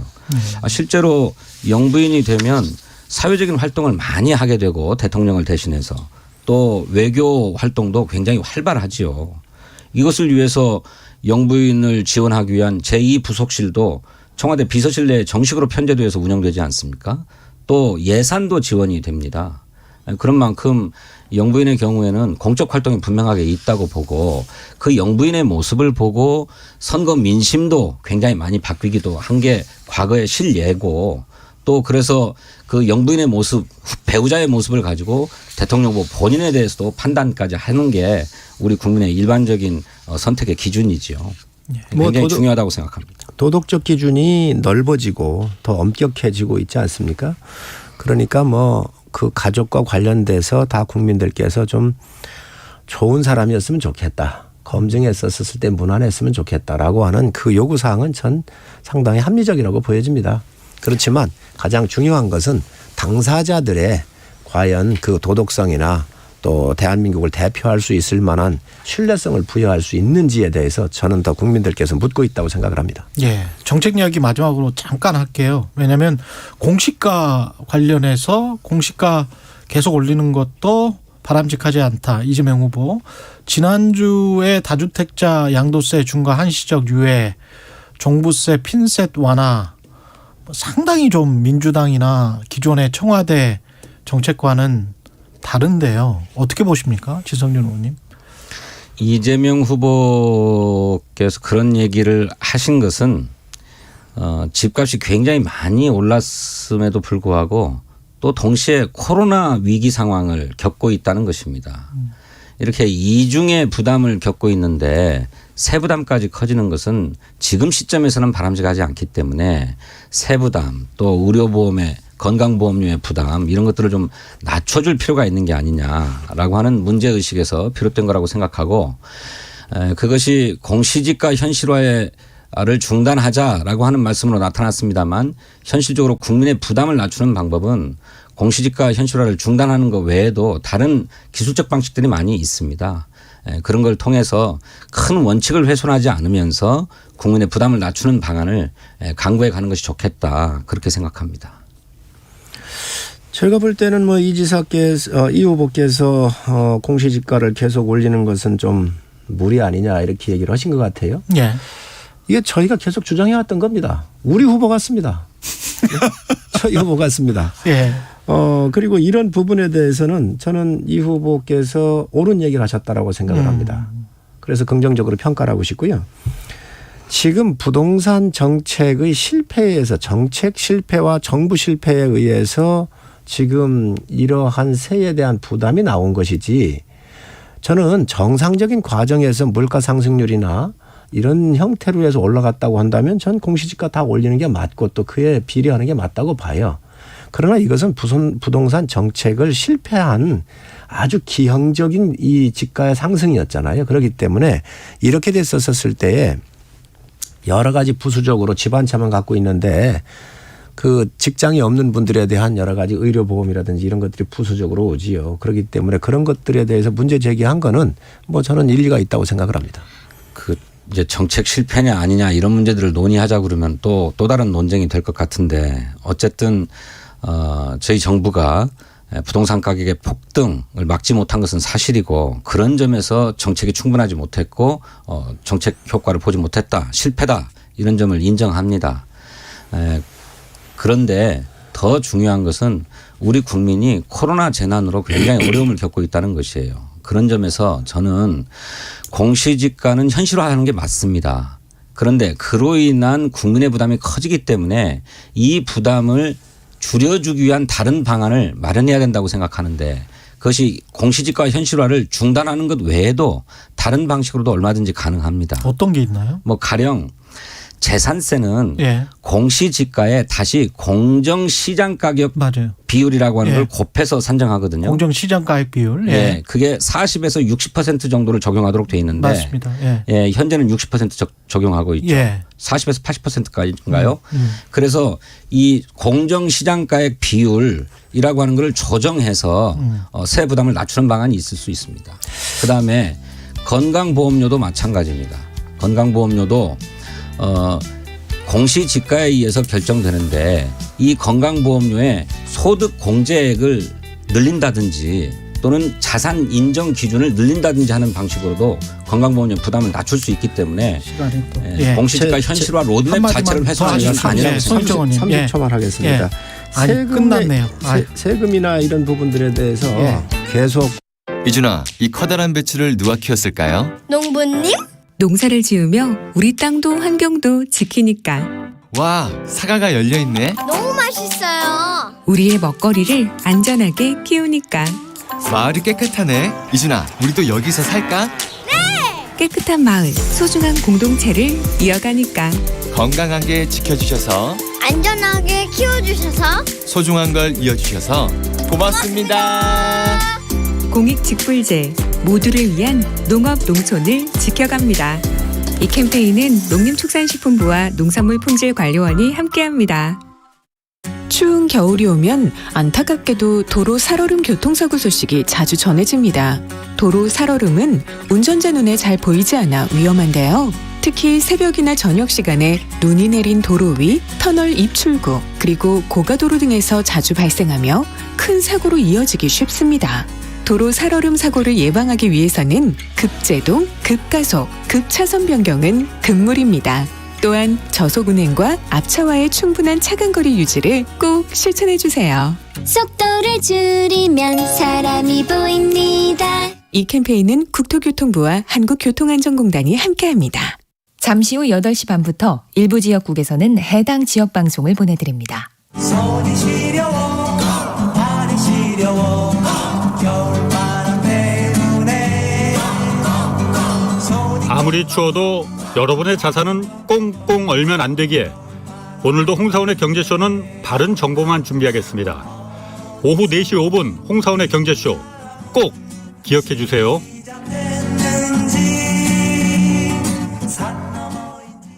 터질 것 같은 내 십자가 날 미치게 만들 것 같았지만 난 이제 깨달았어. 주진우 라이브가 있다는 것을. 지친 하루 집에 오는 게 매일 오후 5시 5분 KBS 1라디오 주진우 라이브. 지금 시각은 8시 30분입니다. KBS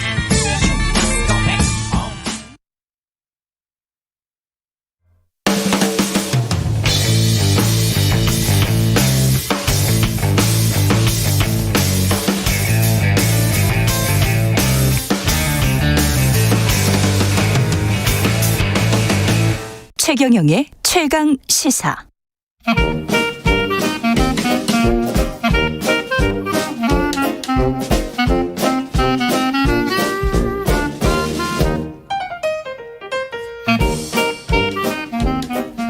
네, 최경영의 최강 시사 경제합시다. 월요일은 명쾌한 경제 이야기 해보고 있습니다. 오늘은 KBS 대표 경제 유튜브 콘텐츠입니다.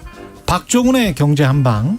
예, KBS 박종훈 기자 나와 있습니다. 안녕하세요. 네, 안녕하세요. 네. 예, 오늘 금리 이야기 해야 될 텐데요. 네. 미국 연준이 내년 기준금리 한 3차례 정도 인상할 수 있다. 이 보도들이 지난주에 계속 나왔습니다. 네. 이 어떤 내용들이 있습니까? 지금 테이퍼링과 관련해서도 그렇고. 네, 일단 가장 중요한 게 일단 테이퍼링하고 금리 인상 이게 전부 다 굉장히 가속도를 낼 것이다. 이게 연준 FOMC 공개시장위원회의 회의 결과였다. 이렇게 볼 수 있는데요. 지금 테이퍼링이라는 걸 다시 한번 많은 분들이 알고 계시지만 그렇죠. 한 번 더 설명을 드리면 연준에서 아직까지도 계속해서 양적 완화로 돈을 풀고 있었는데 한 달에 한 1,200억 달러를 풀다가 이제 테이퍼링을 시작해서 이 양적 완화 규모를 서서히 줄이는 그걸 테이퍼링이라고 부르는데 예. 일단 11월, 12월에 2달 동안 한 달에 150억 달러씩 줄였습니다. 그러면 이제 900억 달러라는 얘기잖아요. 그렇죠. 그런데 이게 계속해서 150억 달러씩 줄이면 내년 6월이면 테이퍼링이 끝나서 이제 더 이상 시장에 돈을 풀지 않겠구나. 이렇게 보고 있었는데 이 속도를 한 달에 300억 달러씩 줄이는 걸로 바꿨으니까 훨씬 빠르네. 이제 그러면 내년 3월이면 테이퍼링이 끝나는 거죠. 그러면 이제 일종의 정책적인 어떤 룸이 좀 생기는 거거든요. 그래서 기준금리를 인상할 수 있는. 바로 겁니다. 예. 기준금리를 인상할 수 있게 되는데 이 속도가 이전에는 아무리 빨리 해도 내년에 한 2번 정도. 네, 그렇죠. 두 하반기에 시작하고 많이 해봐야 2번일 것이다. 이랬는데 그렇죠. 이제 연준의 이 FOMC 위원들이 점도표라 그래서 자기들이 예상하는 바로 기준금리 인상 속도를 이렇게 점으로 찍어서 표시하도록 돼 있거든요. 각각의 의견을. 네, 각각의 의견을. 근데 이 전체 FOMC 위원 18명 중에서 과반인 10명이 적어도 3차례 이상의 기준금리 인상을 찍었단 말이죠. 그러니까 어쩌면 4번까지도 가능한 그 정도 상황입니다. 그러니까 분기에 한 번씩은 하겠다는 거죠. 3차례면은 내년 3월까지 테이퍼링이 완료되면 봄부터는 그냥 기준금리가 인상될 수도 있겠다는 이야기네요. 그렇죠. 그래서 굉장히 기준금리 인상 속도가 빨라졌고요. 그러면 이제 내년에 기준금리가 어떻게 되느냐. 지금 현재 연준의 기준금리는 0에서 0.25% 연리 기준으로 이렇게 돼 있는데 이게 그러면 내년에는 0.75에서 1%까지도 올라갈 수 있다는 얘기잖아요. 그렇죠. 그런데 내년 전망만 이 점도표로 나오는 게 아니라 내후년까지 나오거든요. 2023년. 네. 그런데 2023년에도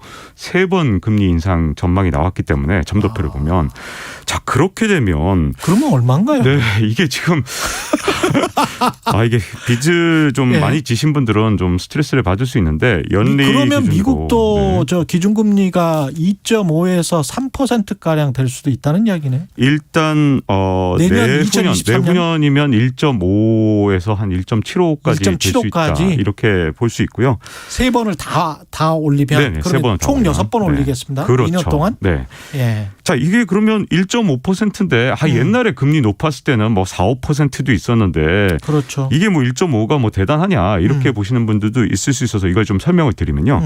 0에서 0.25%였다가 이걸 1.5에서 1.75까지 올리게 되면 물론 2년 동안이지만. 네, 2년 예. 동안이지만 이게 배수로는 한 6배, 7배 이렇게 될 수 있다는 얘기거든요. 그럼요. 자, 이게 만약에 한 5%에서 1.5로 올리는 거랑 그다음에 0에서 0.25를 1.5에서 1.75로 올리게 되는 거랑 이게 굉장히 큰 폭으로 차이가 나는 겁니다. 그래서 그렇죠. 예. 배수로 늘어나는데 왜 그러냐 하면 사람들이 빚을 질 때 내가 이자를 갚을 수 있는 한계까지 빚을 지게 되는 특히 지금처럼 투자 열풍이 붙고 예. 또 그다음에 나만 이거 정말 뒤처졌네 하는 일종의 FOMO라 그래서 Fear of Missing Out. 나만 예. 뒤처졌네라는 공포감이 있을 때는 이자를 갚을 수 있을 만큼 한계까지 빌린 상황에서 금리가 이렇게 몇 배 이렇게 늘어나게 되면 최대한 지금 당겼었다는 이야기잖아요. 그렇죠. 그럼 한계까지 빌린 경우에는 예. 굉장히 큰 타격을 받기 때문에 초반의 금리 인상 폭은 굉장히 시장에 큰 영향을 주게 돼 있죠. 지금 근데 인플레이션 상황이 네. 그만큼 심각하기 때문에 연준 위원들이 이런 점도표 해석이 나오고 미래 예측이 나온 거 아니겠습니까? 어떻게 그렇죠. 보십니까? 지금 뭐 예. 물가 관련해서 통계가 나올 때마다 항상 사상 뭐 최고치라든가 아니면 뭐 40년 만에 최고치라든가 이런 지표들이 나오는데요. 당장 미국 같은 경우에 11월 생산자 물가 지수가 9.6% 올랐는데 이게 9.6? 네. 엄청나죠. 미국 같은 선진국에서 이런 경우가 없어서 이게 사상 최고치인데 물론 통계를 낸 게 2010년부터라 그러는데요. 예. 자, 그럼 소비자 물가 지수는 좀 오래된 지표거든요. 이게 11월에 6.8%가 올랐는데 이게 40여 년 만에 최고치입니다. 와. 엄청나죠. 엄청나네요. 야, 근데 이상한 건 말이죠. 예. 시장과 학계에서는 아직도 여전히 인플레이션은 일시적이다. 내년 되면 이게 금방 끝난다니까 이런 얘기들 하는 분들이 한 절반 정도 돼요. 이게 사실은 2020년 코로나 위기 이후에 한 1년 반 동안 네. 압도적으로 학계를 지배했던 거는 이 트랜지토리 네. 일시적이다. 네. 이 단어였는데 네. 그게 아니고 영속적일 수 있다. 네. 이런 이제 이게 차츰차츰 주류가 돼가는 것 같아요. 네네. 10년 이상 인플레이션이 지속될 수 있다. 이게 장기 인플레이션 국면으로 넘어갈 것이다. 이렇게 말씀하시는 분들하고 지금 이 경제학자들이 거의 반쯤 나눠져 있고 예. 특히 시장 같은 경우는 단기라고 주장하시는 분들이 되게 많은데 약간은 본인들이 바라는 게 약간 투영돼 있는 것 같습니다. 그렇죠. 왜냐하면 예. 인플레이션이 본격화되면 아무래도 금리가 올라가고 긴축이 되면 주가나 부동산 가격에 큰 영향을 미칠 수밖에 없기 때문에 아무래도 좀 약간 사심이 들어있는 거 아니냐 이런 생각도 좀 들긴 하는데 자, 문제는요. 예. 양쪽 진영이 아주 팽팽하다가 바로 가을부터 무게추 두 개가 아주 빠르게 움직이고 있거든요. 그러니까요. 대표적인 게 바로 파월 연준 의장입니다. 아니 가장 일시적이라고 자주 했잖아요. 말씀했던 분이 예. 파월 연준 의장인데 이분이 9월 29일 이전까지만 해도 인플레이션은 아주 일시적이니까 걱정하지 마라. 이렇게 얘기를 하다가 미국 당도 아니고 유럽에 가서 유럽 연준 중앙회의 가서 9월 29일 날에 인플레이션 전망에 대해서 갑자기 수정을 하면서 이게 좀 더 오래 지속될 수도 있겠다. 내년까지도 갈 수 있네. 이렇게 말하다가 이 강도가 점점 세지고 있어요. 발언할 때마다 인플레이션에 대해서. 뭘 보고 그런 거예요? 파월 의장은? 파월 의장은 일단 어떤 지표를 보고? 본인의 어떤 말은 예. 일단 물류나 이런 부분에 있어서 지금 현재 병목 현상이 오래 지속되는 것 같다 이렇게 말씀하셨는데 공급 사이드의 인플레이션이다. 네. 그런데 사실은 지금 현재 물류 쪽 문제는 좀 많이 해소됐거든요. 그렇죠. 근데 이제는 물류 쪽 얘기는 빼고 또 인플레이션이 간다 그래요. 그러니까 예. 약간 좀 말이 계속해서 바뀌는데 어쨌든 중요한 건 파월 의장의 말을 계속해서 따라가 보면 인플레이션에 대한 우려가 예전보다 훨씬 더 높아진 건 분명하거든요.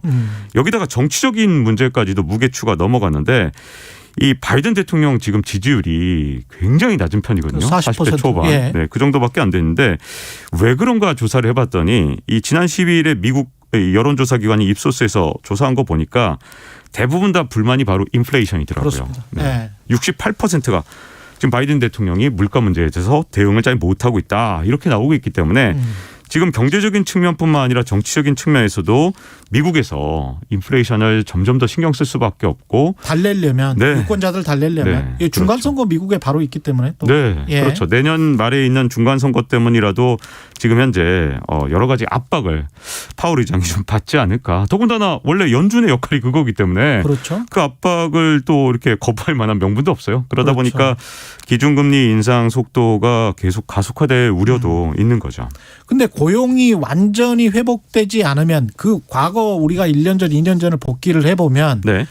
고용에 관한 이야기를 미국 중앙은행 연준에다가 아예 문구로 받고 네. 고용이 완전히 회복되지 않으면 절대 우리는 돌아가지 않을 거야. 네. 그러니까 한 2023년 중반까지는 안심해도 돼. 이 뉘앙스들이 IMF고 뭐 세계은행이고 미국 연준이고 계속 나왔잖아요. 네. 근데 1년 조금 지나니까 또 이렇게 사람 뒤통수를 이렇게 때리는 거 있기 없기 정말. 네. 아니 말을 좀 일관성이라 좀 있어야 되는데. 예. 정말 한두 번이 아니네요. 네. 근데 고용 문제는 그러면 다 해결됐다고 보는 겁니까, 미국은? 미국에 원래 고용에 굉장히 강력한 미스테리가 하나 있었죠. 예. 뭐냐면 8월하고 9월에 나타난 현상인데 아니 구인 광고는 곳곳에 붙여놓는데 일자리를 정작 구하는 노동자가 없는 거예요. 그러다 보니까 신규 일자리가 8월달 적어도 40-50만 개 늘어나겠지 그랬는데 웬걸 11만 개가 늘어났는데 따져봤더니 이게 지금 뭐 일자리가 없는 게 아니라 사람들이 사람이 일을 안 하겠다고 해서 문제가 있었거든요. 베이비 부모들이 이미 은퇴를 해버리겠다는 거 아니에요? 이번에 그렇죠. 이제 코로나19를 계기로 베이비 부모 세대들은 완전히 이제 은퇴를 하겠다라는 거고. 그렇죠. 때문에. 말씀하신 대로 지금 베이비 부모 은퇴가 빨라진 것도 있고 맞벌이의 경우에 그냥 뭐 한 사람이 더 일을 안 하는 것도 괜찮네 이런 아이 육아가 훨씬 더 돈이 적게 든다 이런 판단을 하게 된 거죠. 또. 네, 그렇죠. 예. 원래 맞벌이 함정 이 엘리자베스 워런 이 상원의원 바로 책도 썼었잖아요. 근데 사실 미국에서 맞벌이 하면서 가계 소득이 늘어난 게 아니라 오히려 더 줄어든 측면이 있다. 실질적으로는 이런 얘기가 있었는데 실제로 놀아보니까 이게 노는 게 아니라 아이들도 좀 이렇게 관리를 해주고 그러다 보니 이게 오히려 가게에 더 도움이 되네 하고 생각하는 그래서 남성이든 여성이든 가리지 않고 이 한 사람만 하면 되지 않는 거 아니냐 이렇게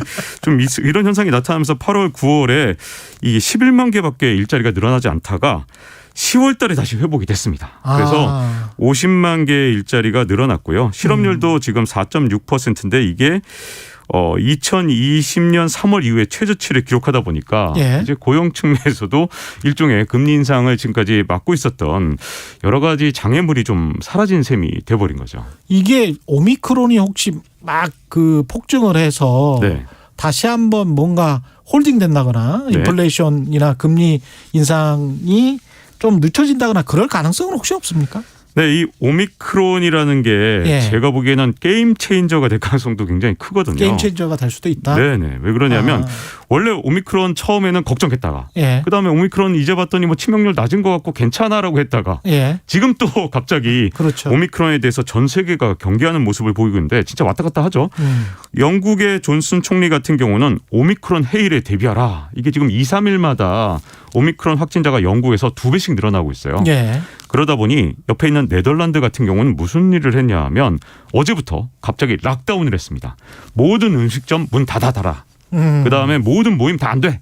2명 이상 모이지 마. 이렇게 돼 보니까 이게 지금 뭐 완전히 이 유럽에서 지금 난리가 났다 해도 과언이 아닌데요. 자, 이 오미크론이 세계 경제에 미치는 이 경로가 저는 이제 둘 중에 어디를 더 칠 거냐 이게 문제인데. 그렇죠. 자, 선진국을 치게 되면 소비 위축 이쪽이 되기 때문에 경기 위축 쪽으로 영향을 미치게 되고요. 그럼 오히려 이제 수요 사이드가 줄어들기 때문에 인플레이션 압력이 낮아지죠. 맞습니다. 정확하시고요. 이게 만약에 개발도상 국가에 아직 안 왔는데 문제는 아프리카하고 이제 왕래가 없다 보니까 아직까지는 아시아까지 안 왔지만 지금 이 오미크론의 확산 속도라면 이제 좀 있으면 생산 쪽에서도 위축을 줄 수밖에 없거든요. 그렇게 되면 이제 생산 쪽에 언제나 그렇듯이 선진국보다 개발도상 국가에 영향을 더 많이 미치기 때문에 그게 지금 생산 위축으로 다시 가게 되면 이게 물가 상승 압력을 주게 되거든요. 또 역으로 또 물가 상승 압력을 그거는 또 주게 되는 요인입니다. 네, 그래서 오미크론이 아직까지 정말 위험한 변이인지 또 이게 백신을 맞는 게 어떤 효과를 가져오느냐에 따라서 선진국에 타격을 줄 것이냐 개도국에 타격을 줄 것이냐 이게 굉장히 큰 영향을 줄 수밖에 없거든요. 그래서 조금 더 오미크론의 영향을 좀 지켜봐야 되는데 분명한 건 게임 체인저가 될 가능성은 여전히 남아 있다는 겁니다. 우리는 이미 이제 미국보다 빨리 기준금리를 올리기 시작했는데 네. 우리는 인상 속도가 어떻게 될 것 같습니까? 자, 이 미국이 금리 인상을 할 때 가장 예. 큰 문제가 항상 보면 가장 약한 고리인 나라가 먼저 무너지거든요. 그렇죠. 미국이 금리 인상을 해도 대체로 지금까지는 미국의 주가는 올랐어요. 그렇기 그랬습니다. 때문에 예. 미국 증시를 보는 사람들 이 시각에서는 예. 미국은 괜찮지 않겠냐. 지금 예. 이렇게 낙관적인 전망이 많지만 문제는 항상 그럴 때마다 이머징 마켓이 큰 타격을 받았는데 물가 상승 국면에서는 좀 다른 상황이 일어났습니다. 어떻게 되냐면 물가 하락을 할 때는 원자재 이 주요 수출국에서 그렇죠. 타격을 받았죠. 브라질 같은 나라들. 네, 브라질 같은 나라들, 예. 남미 같은 나라들. 예. 그런데 물가 상승 국면에서는 어떻게 됐느냐? 가장 약한 고리가 오히려 원자재 수입해서 중간재를 팔거나 아니 원자재가 많지 않은 나라거든요. 예. 터키 같은 경우도 원자재가 많은 나라라고 보기 힘든데 이 심지어 미국이 금리를 올리는데 자기들 금리를 낮춰놓으니까 리라와 가치가 폭락을 하고 그렇습니다. 물가가 예. 지금 현재 20%가 넘게 오르면서 지금 기록을 계속해서 갱신하고 있는 상황이거든요. 자, 그런 상황에서 이제 우리나라 상황이 굉장히 중요한데 지금까지는 이 미국이 테이퍼링을 6월까지 마무리하고 금리 인상도 한두 번밖에 안 할 거야라는 속도로 한국은행이 금리 인상 속도를 조절해 왔다면 예. 지금 현재 미국에서도 굉장히 빠른 속도로 지금 금리를 올릴 것이다라는 게 지금 분명해진 상황에서 한국은행의 금리 인상 속도도 점점 더 가속화될 가능성이 있는 상황. 그렇기 때문에 좀 이 금융당국의 대응도 중요하지만 가계도 약간은 이 부채에 대해서 보수적인 태도가 좀 필요한 시절이 아닌가 싶습니다. 자산 시장도 지금 현재 가격을 생각해 보시면 좀 많이 많은 고민, 많은 생각이 드실 것 같네요. 네, 지금 굉장히 고민되는 시점이죠. 예, 고맙습니다. 지금까지 최경련의 최강시사 경제합시다. KBS 박종훈 기자, 예, 박종훈의 경제한방입니다. 예, 네, 예, 고맙습니다. 예, 네. KBS 박종훈 기자와 이야기 나눴습니다. 고맙습니다. 네. KBS 1라디오 최경련의 최강시사 듣고 계신 지금 시각은 8시 45분입니다. 이 시각 교통 상황입니다. 도로에 군데군데 얇은 살얼음이 껴있습니다. 각별히 주의 운전하셔야겠습니다. 영동고속도로 강릉 방향입니다. 서창 부근과 반월터널에서 부곡까지, 마성터널에서 양지터널 부근까지 밀리고 있고요. 인천 방향은 동수원 부근 사고로 밀리고 있습니다. 서양고속도로 목포 방향으로 매송휴게소에서 팔탄 분기점까지 10km 구간 정체되고 있고요. 경부고속도로 부산 방향 잠원에서 서초까지나 죽전부터 수원까지 막히고요. 다시 오산에서도 정체되고 있습니다. KBS 교통정보센터에서 이승미였습니다. 최경영의 최강시사는 여러분과 함께합니다. 짧은 문자 50원, 긴 문자 100원이 드는 샵 9730. 어플 콩과 유튜브는 무료로 참여하실 수 있습니다. 예, 전국 축산 농가에서 키우는 한우가 역대 최대 규모, 그러니까 한우 숫자 지금 굉장히 많다는 건데요. 이런 상황에서 혹시 2012년 한우 파동이 재현되는 것 아니냐, 그런 우려가 지금 좀 나오고 있습니다. 한우정책연구소 정승원 소장님 연결돼 있습니다. 안녕하세요. 네, 안녕하십니까. 정승원입니다. 예, 한우 사육 두수가 올해 말 기준으로 어느 정도나 되나요, 지금? 아마 350만 두 정도 될 것 같습니다. 350만 두요? 예. 예. 역대 아마 최고 두수라고 볼 수 있겠죠. 예. 이게 그러면 지난해나 지지난해에 비해서는 엄청 늘어난 건가요? 그렇죠. 벌써 매년 그래도 뭐 10만 두, 20만 이렇게 늘어나서 벌써 최근 한 5년 동안에 6, 70만 두 늘어났으니까요. 아, 그렇군요. 네. 이게 이렇게 사육 두수가 늘어난 이유는 한우가 소비가 잘 되고 가격도 좋고 그래서 그런 거겠죠? 어떻게 보십니까? 그렇죠. 시장에서 수요가 받쳐줬기 때문에 이만큼 증가된 거죠. 그렇죠. 예. 근데 이제 시장에서 수요가 받쳐줬는데 그래서 이제 한우 새끼도 낳고 이걸 잘 이제 키웠을 거란 말이죠? 네, 그렇죠. 예, 한우 농가도 많아지고? 네네. 한우 농가는 많아지는 게 아니라 많아진 건 아닙니까? 오히려 줄었습니다. 농가는. 왜냐하면 농가는. 그동안 이제 소규모 농가가 많았기 때문에 이제 경쟁력이 없는 농가들은 다 폐업을 한 거죠. 그럼 대형화가 되면서 혹시 그렇죠. 사육 두수가 훨씬 더 많이 늘었군요. 그렇습니다. 그러면서 또 대형화되면 아무래도 이제 규모의 경제가 되니까. 그렇죠. 예. 그러면 이렇게 늘면은 이렇게 한우 가격이 싸지게 되는 겁니까? 어떻게 되나요? 지금 그러니까 최근에 한우 사육두수가 늘어난 거는 조금 과거와는 좀 성격이 달라요. 예. 그러니까 그거는 어떻게 보면 최근 2년 동안에 코로나라는 새로운 어떤 사회적, 경제적 환경 변화가 아마 큰 요인이었을 거라고 생각을 하는데요.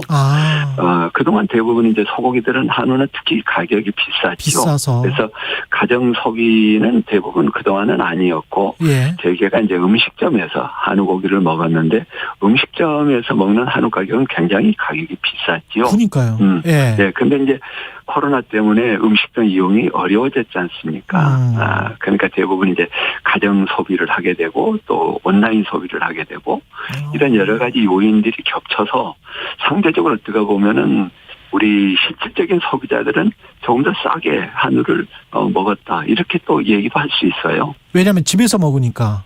그렇습니다. 예. 그래서 한우 소비도 지금 급격하게 증가를 한 겁니까? 그러면 코로나19 이후에? 그렇죠. 굉장히 이 두수가 늘었다는 것, 이건 수출이 아니거든요. 우리나라는. 그렇죠, 한우는요. 그렇죠. 예. 내수거든요. 예. 그러니까 실질적으로 우리 내수가 한우 쪽에서 굉장히 많이 늘었다 이렇게 볼 수 있습니다. 그럼 소고기 구워 먹는 분들이 많아졌으면 예. 예, 그러면 한우 가격이 그렇게 떨어지지는 않을 수 있는 거 아닙니까?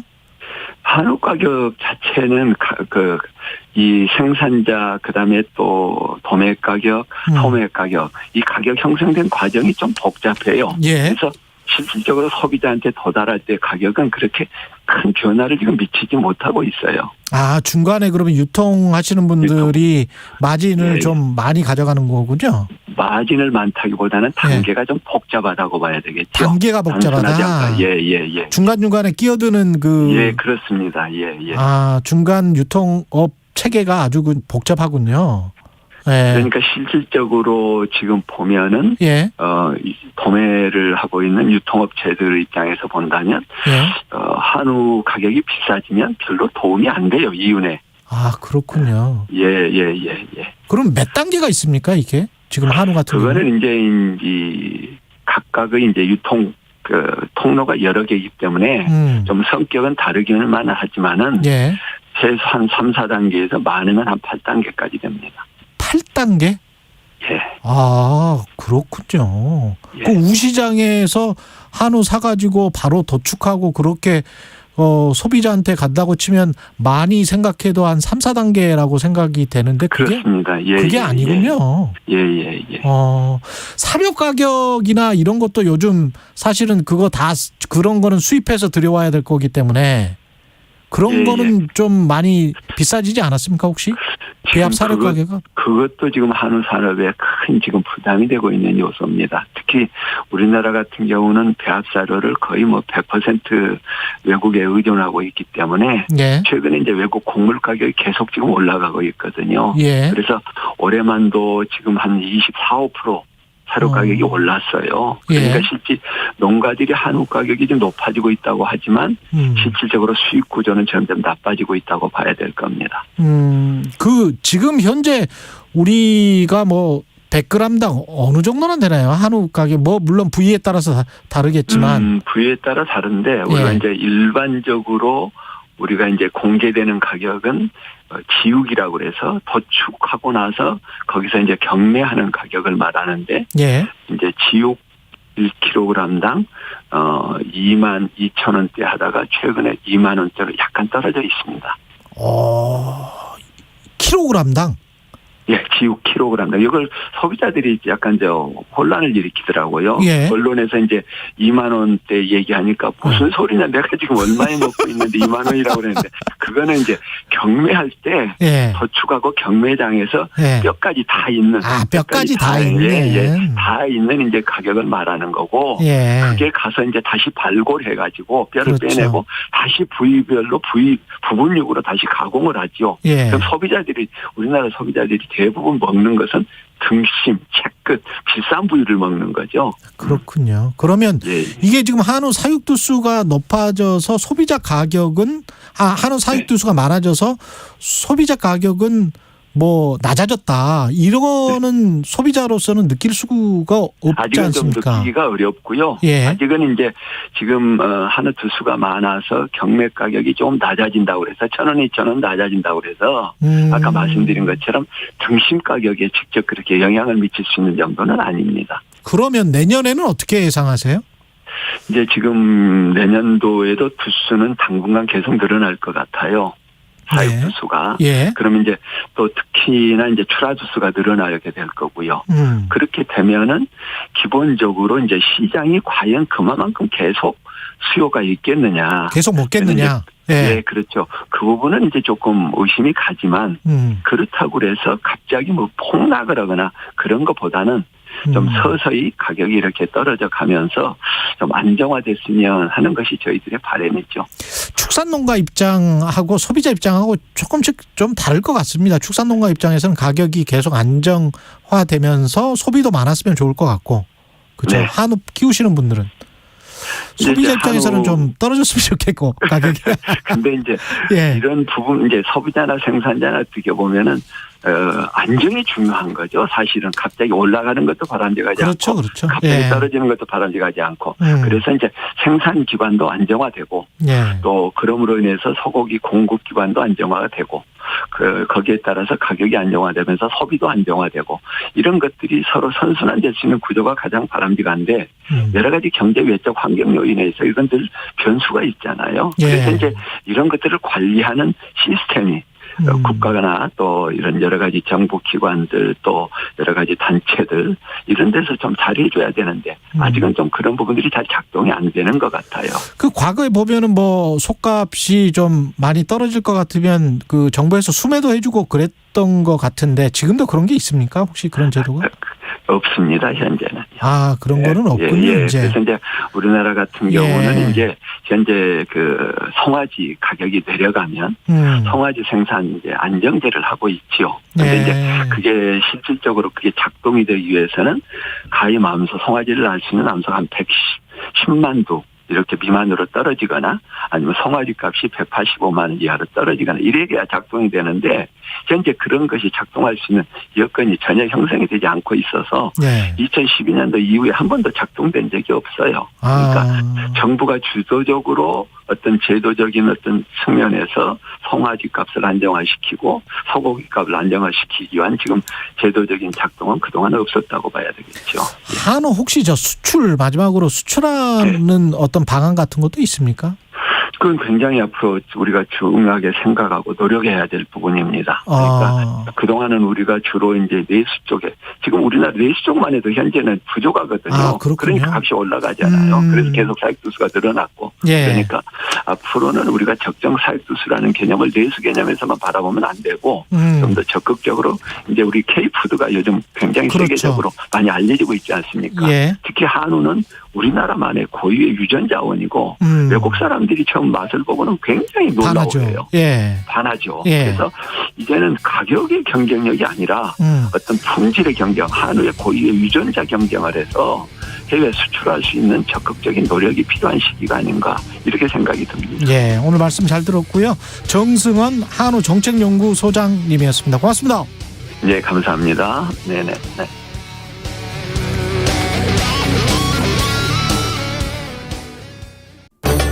코로나19 상황이 심각해짐에 따라 사회적 거리 두기가 다시 시행됩니다. 내년 1월 2일까지 수도권과 비수도권 상관없이 전국에서 동일하게 4명까지만 사적 모임이 허용됩니다. 영업시간